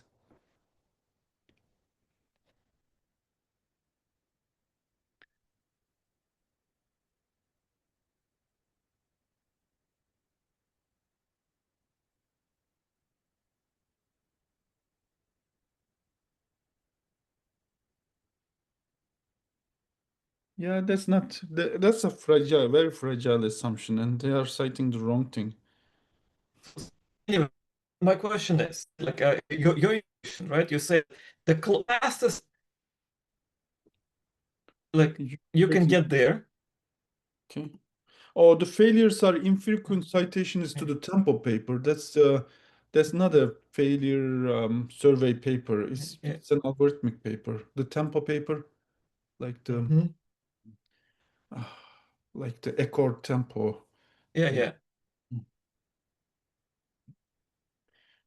Okay, I think in a Uh, perfect world with things, it's fine. But where did the clock skew delta go? That's Okay, the clock skew delta is changed with the inter-process message delay, but I think there is a hidden assumption that this clock skew is not greater than inter-process message delays. I don't know. I think so. I think so. I think there is an assumption that otherwise this would be wrong. Let's go back to the Because fact that otherwise you won't have that perfect green line or something. okay, on leader S and G is collapsed, right? And that didn't happen in 2B, right? Yes, In a normal delayed stamping, it didn't yes, happen. So here they collapsed it, right? You were yes. saying something about message delays and this the soonest time I can see something on the other node. Yeah. Can you continue that thought? That was it. That was So it, right? this So this this switches from I minus one to I immediately. yeah. And if you had seen I from this, the soonest you would learn from that is by sending a message to that to So break so linearizability, right? To break linearizability after learning I from it at this point, uh-huh. to send an read to one of these processes, and then it will tell you I minus one. But that read would be in the block time, and after the block time is over, it would be I. But this is fragile Yeah. about message delays need to be exact. Well, again, but it's about the lower bound of the message, Yeah, right? yeah, yeah. So it's easy to make it higher, like Sure, you can reduce the message delay. sure. But I still think this is a problem. The delta clock skew, if it is higher than the message delays, is going to break linearizability. But do they need a clock skew here at all? Like they don't need to count skew here. Right? Like, you need to know where this guy switches from I minus one to I. That determines your SNG. This is the section that we are not reading, 4.2. We should read 4.2. And then fault tolerance section would be interesting as well, but we don't have time for that. Okay, experimental evaluation. What are they comparing to? I'm jumping from place to place, but it's mostly okay. Eager delayed PLPA is mostly on the theoretical side on these things. Well, I'm saying theoretical. Their implementation of eager delayed PLPA and LR is what is leader releases? What is LR? Yeah, leader reads. Failure free versions of leader. Number 8, described later. Number 8. Paxos made live. You read from leader without leases, maybe. I don't know, or with leases, whatever. I Okay, don't. I think there is some clock skew going on in 4.2 if you read on. Okay, let's read. Let's read, Mm. Alex. Come on, last push. Uh, so, and I don't know. I want to look at analysis as well, but let's read this one. Where did We we left didn't off? like the causal thing, causal marker. It confused us. So let's see. To establish markers, the sender first records its clock time as its before marker MB. The sender then sends a marker request to the receiver. Once received, the receiver records its clock time as its marker M. The receiver then sends the sender a marker acknowledgement. Aleksey, no message sent for read, huh? Once received, maybe this is part of the write, I guess. Once received, the sender records its clock time. Yeah, if this is part of the write, I can see how they can hide it. For the reads, they still don't need to write. Messages.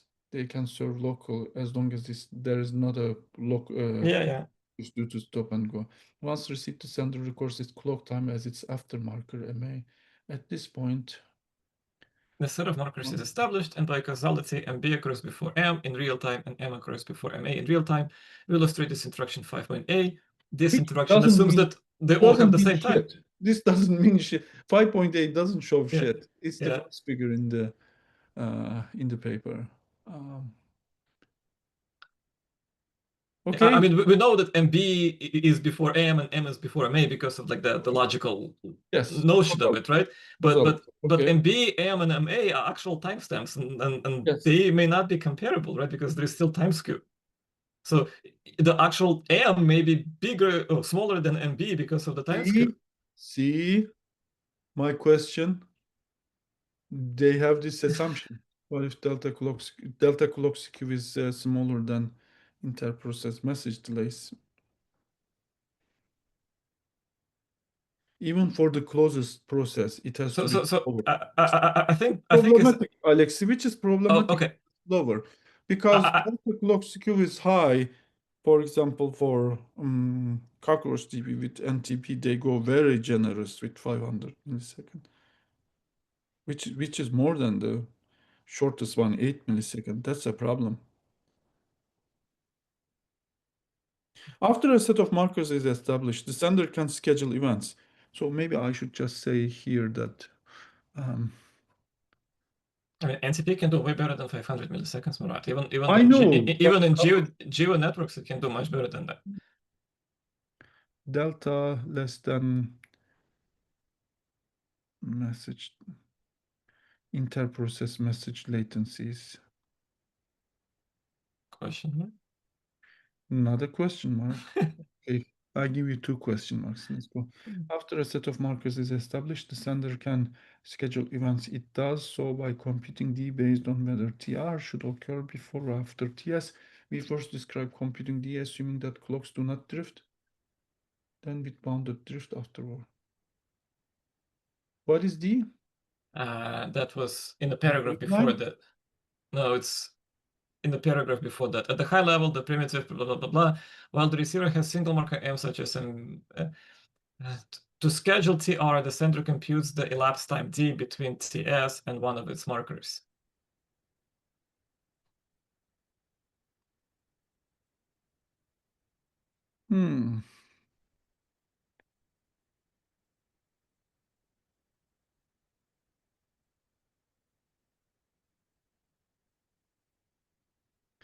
Receiver has one marker. To schedule TR, the sender computes the elapsed time D between TS and one of its markers. What is TS?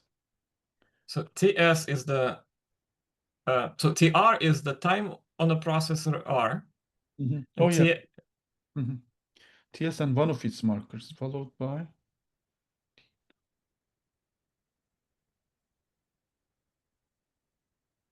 the receiver. D plus M, where M is it's the middle marker, the receiver marker.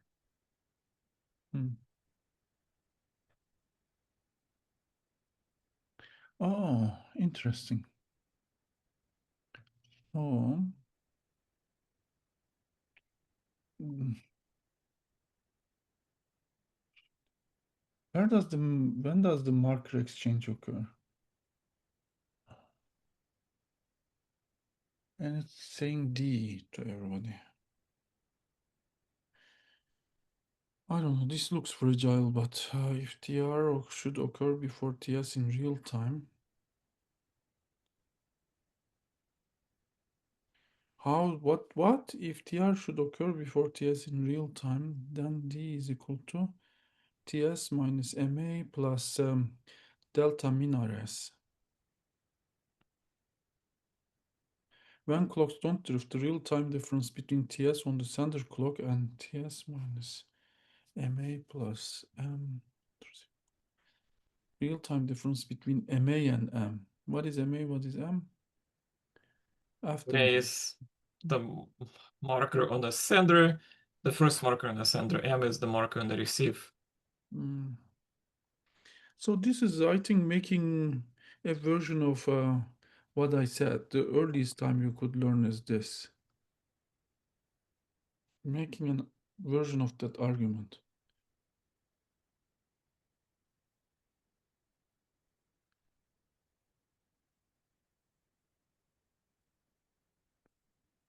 Similar reasons. We now describe computing D assuming epsilon bounded clock drift. Epsilon bounded clock drift. What happened to delta bounded clock drift? Delta was the clock skew. What happened to delta? Footnote 5. Footnotes do a lot of heavy lifting. What? In practice, epsilon is usually defined as 200 per million. 11 and 24. What is 11? So epsilon is the drift, how quickly the 11 clocks. is the spanner paper. 24 is the sundial paper. That's interesting. So clock skew is not the same as clock drift, Murat. So delta is Yeah. clock skew, I right? How know if much the you come clocks down to differ. it, that's how you calculate your clock skews. If you exchange more messages, your clock skew is less, and it comes from this epsilon number. So they are Mhm. using the local communication maybe as a synchronization point, but I don't like it because they said that delta is proportional to network diameter, and Mhm. now they are saying due to this pairwise communication, we are not proportional to delta. I think essentially what they're doing is they're saying that now we're proportional to the essentially they create like the skews between each pairs, So right? local Yeah. synchronization thanks to the marker, but it's complicated. I don't know. Just use GPS clocks and don't So deal with. this event scheduling primitive and the marker exchanges, it almost sounds like a time synchronization. It is, it is, it is. And that's why they use the epsilon rather than the delta, but that's sort of a cheating as well. Uh, okay, Alexei, hold on. If you had GPS and like they run on AWS, right? They could Mhm. have used AWS time sync 50 microsecond. What would be different?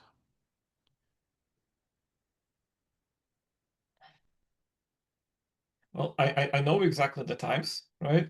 And I know my minimal distance. You cannot go faster than the light speed. Yeah.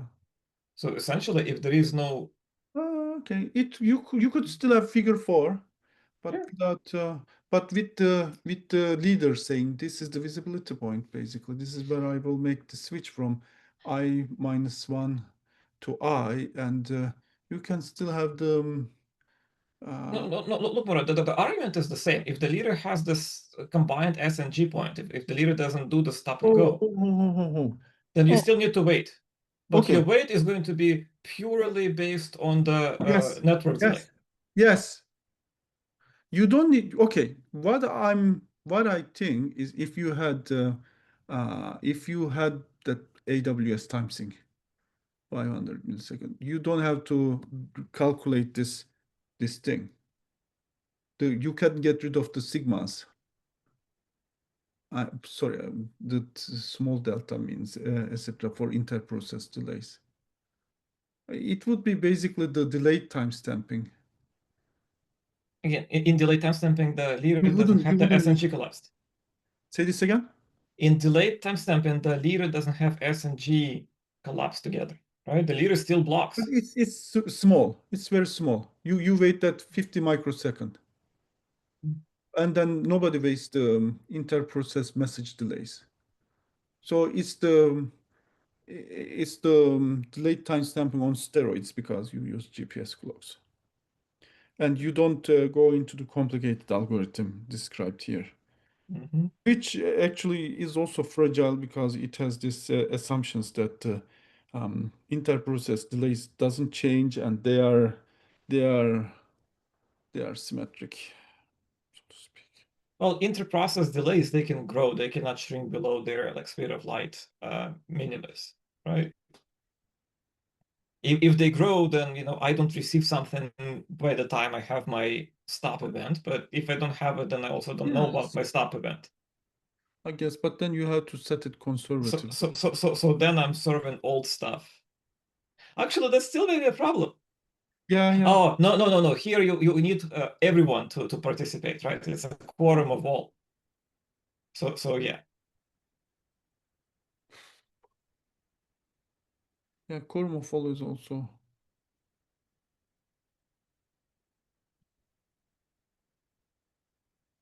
problematic.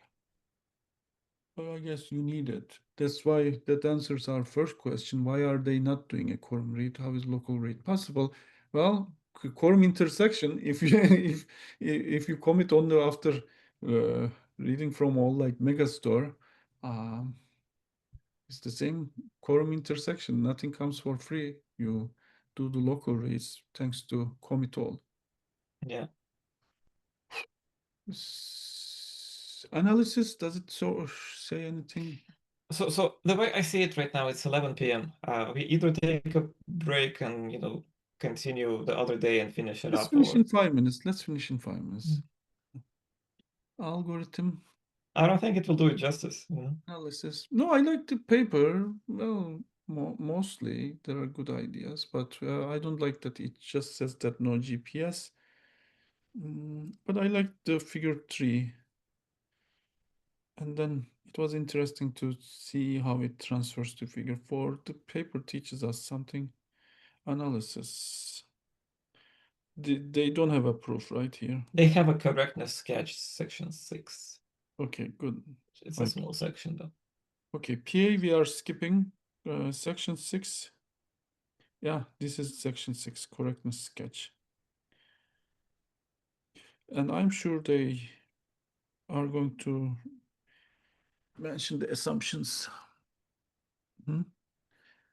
I mean, but that footnote was bad, citing your paper saying that the variances are small. Your paper says that the variances are not small. They can go by 100 text, did you say, Aleksey? I mean, I can give you an actual number from the paper in a minute. But yeah, it was like ridiculously high number that we found. No, it makes sense. It's the cloud environment. You do. So okay, so in my paper, figure 4. I Actually, mean, you have a shared highway. What do you expect? Nobody gets their paved separate road. Shared highway, the latencies would be very different, like in a city shared highway. so Sometimes it will be very fast. Occasionally, it will be very yeah, slow. so what we saw is the maximum latency in one instance that we observed Okay. was 3084 times bigger than the median. Oh boy. And that was like a legitimate thing. Like it did fail. It just like hung for this long. So it was like getting really close to actual like a cut out on the connection. I'm not gonna name the cloud, but yeah. Okay. So let's go. Uh, correctness. Fault tolerance. If we I, stated. I'm telling you, we need to take a break and just because these are like big things, like fault I tolerance don't discussions and want to. Do we want to have a separate session on the I don't rest? know. No, I Uh, like to wrap things up, and we can just say this is as much as we read. And maybe I can read asynchronously the fault tolerance part. So let's stop here. The yeah. fault tolerance part I would be interested. But again, even without node failure, just a slow node uh, would upset things, and that upsets me. So we would, yeah, and we would have slow nodes, slow responding nodes. Okay, I'll stop the recording. Yeah. Okay, Alex, fault tolerance we haven't gone through. I'll read it myself. We will stop. It was interesting paper. It was, but The you know, stop and go framework, I like it. but as I feared, for some of this like more um in-depth papers, we will not have time. Yeah, no. You're still recording, right? Oh, Yeah. if you just give a name to a concept, you make it your own.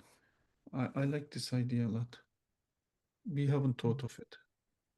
Which one? Stop and go? Yeah, Again, they didn't invent this, so maybe they did in one of these papers. It's mm, I think so.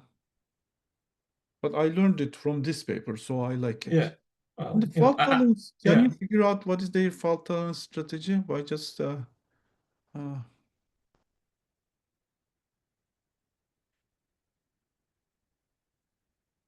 They mentioned the word lease. Oh. Oh, Jesus. Okay, no, I don't want. Yeah, by waiting for all leases previously granted for indices, blah, blah, blah, to expire. This is PQL idea. We now discuss how to tolerate leader failure. You have unavailability. I don't like it this much. I mean, algorithmically, it's interesting. Stop and go, I like. Maybe stop and go can help us come up with a better linearizable read algorithm somewhere, but this is not solving it in a good model. And looks like I mean, okay, Murat, work in the they talk about stop and go, right? But it's like they didn't make it a clear like abstraction. You know, they come up with words and whatnot, but there is no model that describes it. Yeah. Still, that's interesting. Okay, Alexei, it was fun. We did our 2 hours, and I can summarize it. It's fine. And I didn't want to spend too much time on it. Yeah. Okay, Alexei. I Again, don't know. this The was evaluations look kind of, I don't know. like The lines are neat, too too straight. neat. It's too neat, right? Yeah. The figures are too neat. Yeah. They are too perfect. There's something wrong. Okay. Performance in real world. So up to 8.4, the figures are not real world. Oh shit. Okay, makes sense. Right. So all these like nice looking lines, I don't think they're real world. Figure 12 shows the average. Oh, this is still bad. Like, yeah, hold on. I need to use the restroom. Are you going to use the restroom? I want to talk about maybe evaluation for 5 minutes after that. Okay. Okay.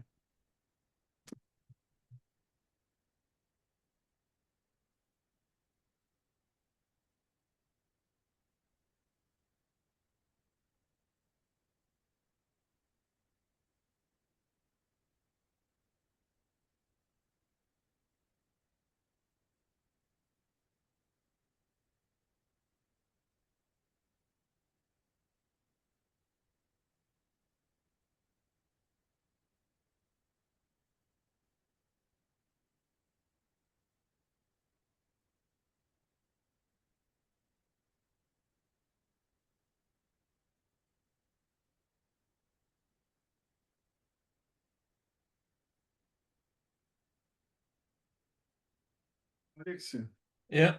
you also learned about feature timestamping idea from this paper, which is, Yeah. see, that's also a good thing to have in our portfolio. Okay, so what are they providing? Like, I'm just looking at figure 12 and 13, and it's again, I think it's somewhat idealized though. I can read it. This so So small. in figure 12, they deploy it in a Mm. 3 regions, just like they showed in figure 1, right? And they show the latency of writes and then latency of reads at each node as the number of writes increase. They do one read per millisecond, so 1,000 reads per node. Yeah. And they only do up to 250 writes per second. So Oh, so it's a very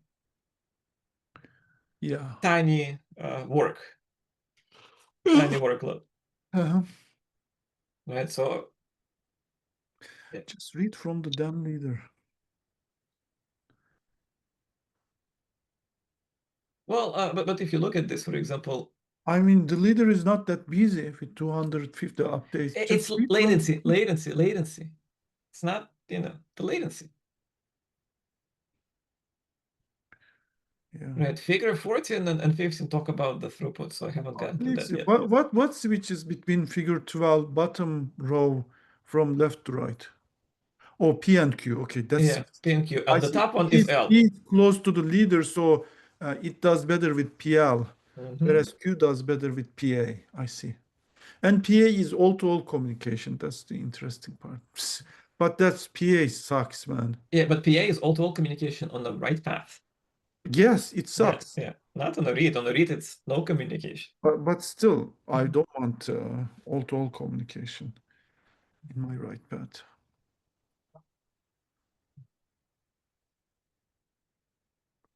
Throughput. PL is very good in terms of throughput. And Yeah, so now the throughput is in millions of operations per second. So that's very different than the latency they got in figure 12. Let's see. oh, figure 15 says 150 kilo ops per second. 150,000. That's a lot. Looking at figure 13, read throughput is different read modify write intervals as the number of processes per region is varied. And they get to like 500 million ops per second. No, that has got to be a typo or something. Figure 15 says Figure 15 is RocksDB. Okay, what is figure 13? 14. As we Is, can see, what's the setup for figure 13? is it simulated? I don't think so. It shouldn't be simulated. They say it's a real Oh, world. performance in real world networks. Yeah.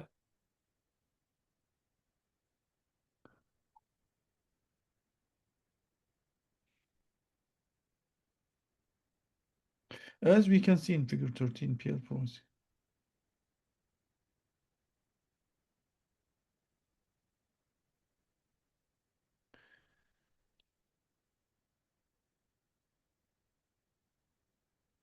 Okay. We also evaluate these algorithms in the context of a distributed key value store. And that's figure 14. You are right, figure 13 is something else. It still says real world networks, but it's too neat.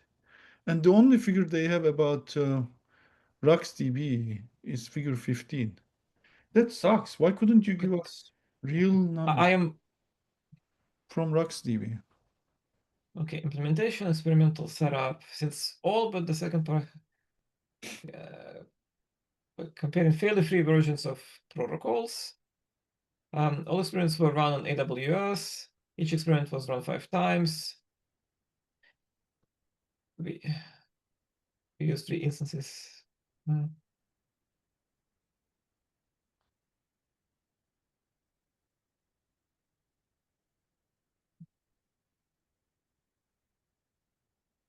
Okay, so what I don't see is any description of like what they actually tested, right? Like how did they implement this? Oh, when running Dell, what is Dell? DL. We synchronize clocks using NTP and we set delta is equal to D bar. What is D bar? What is Dell? Oh, Dell is delayed time stamping.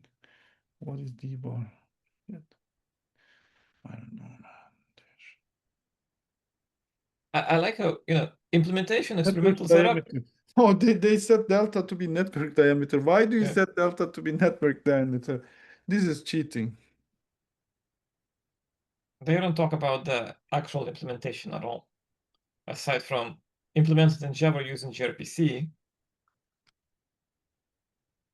So I think all of this,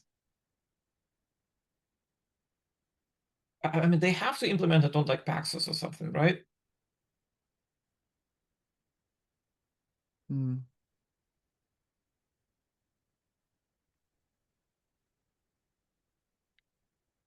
Like what implementation of they use this a bit? There are a lot of like unknowns here, a lot of holes. We use two different real-world networks. In 8.4, we are experiment replicate no op state machine except figure 15. Oh, our experiments replicate a no op state machine except figure 15, which replicates a RuxDB key value store.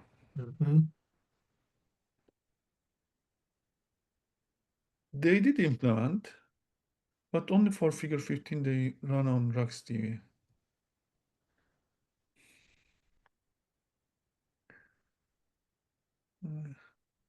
Again, delta is D is insane. You are making del look bad. Delayed timestamp. Theoreticians.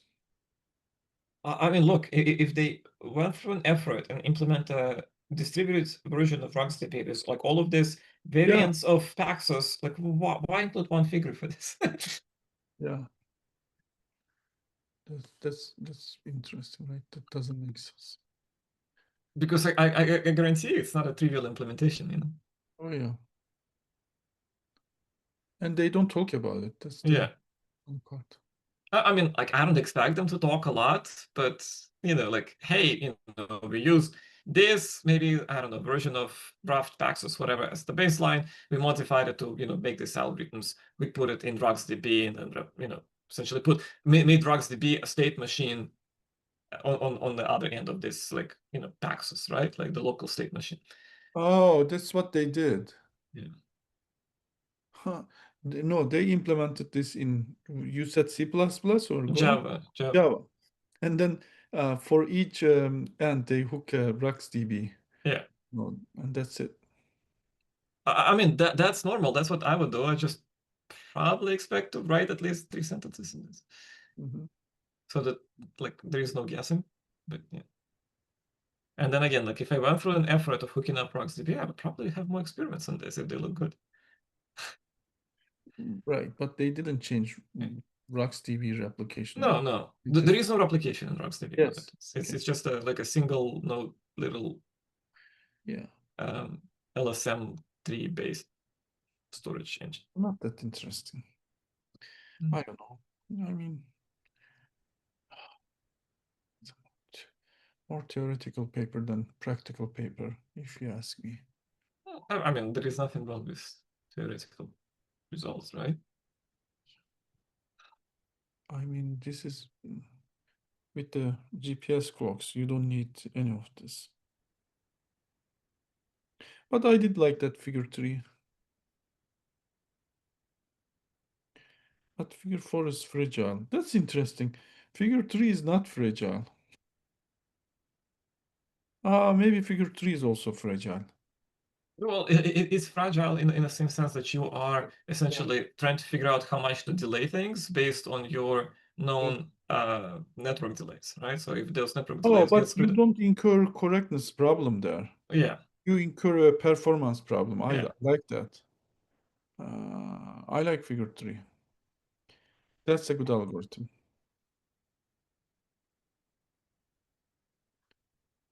Okay, it's getting late. It's very late. Okay, but yeah. But I like figure 3 algorithm. I would use that. If I have GPS clocks, I would just use delayed time stamping, which is what we did basically in the AWS DQR. I forgot what we call it. DQL, DSL, what?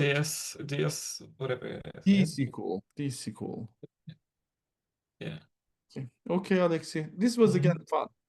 These things are fun. Mhm. Okay, take care. Take care. Friday night well spent. Yeah. Bye bye. Yeah, bye.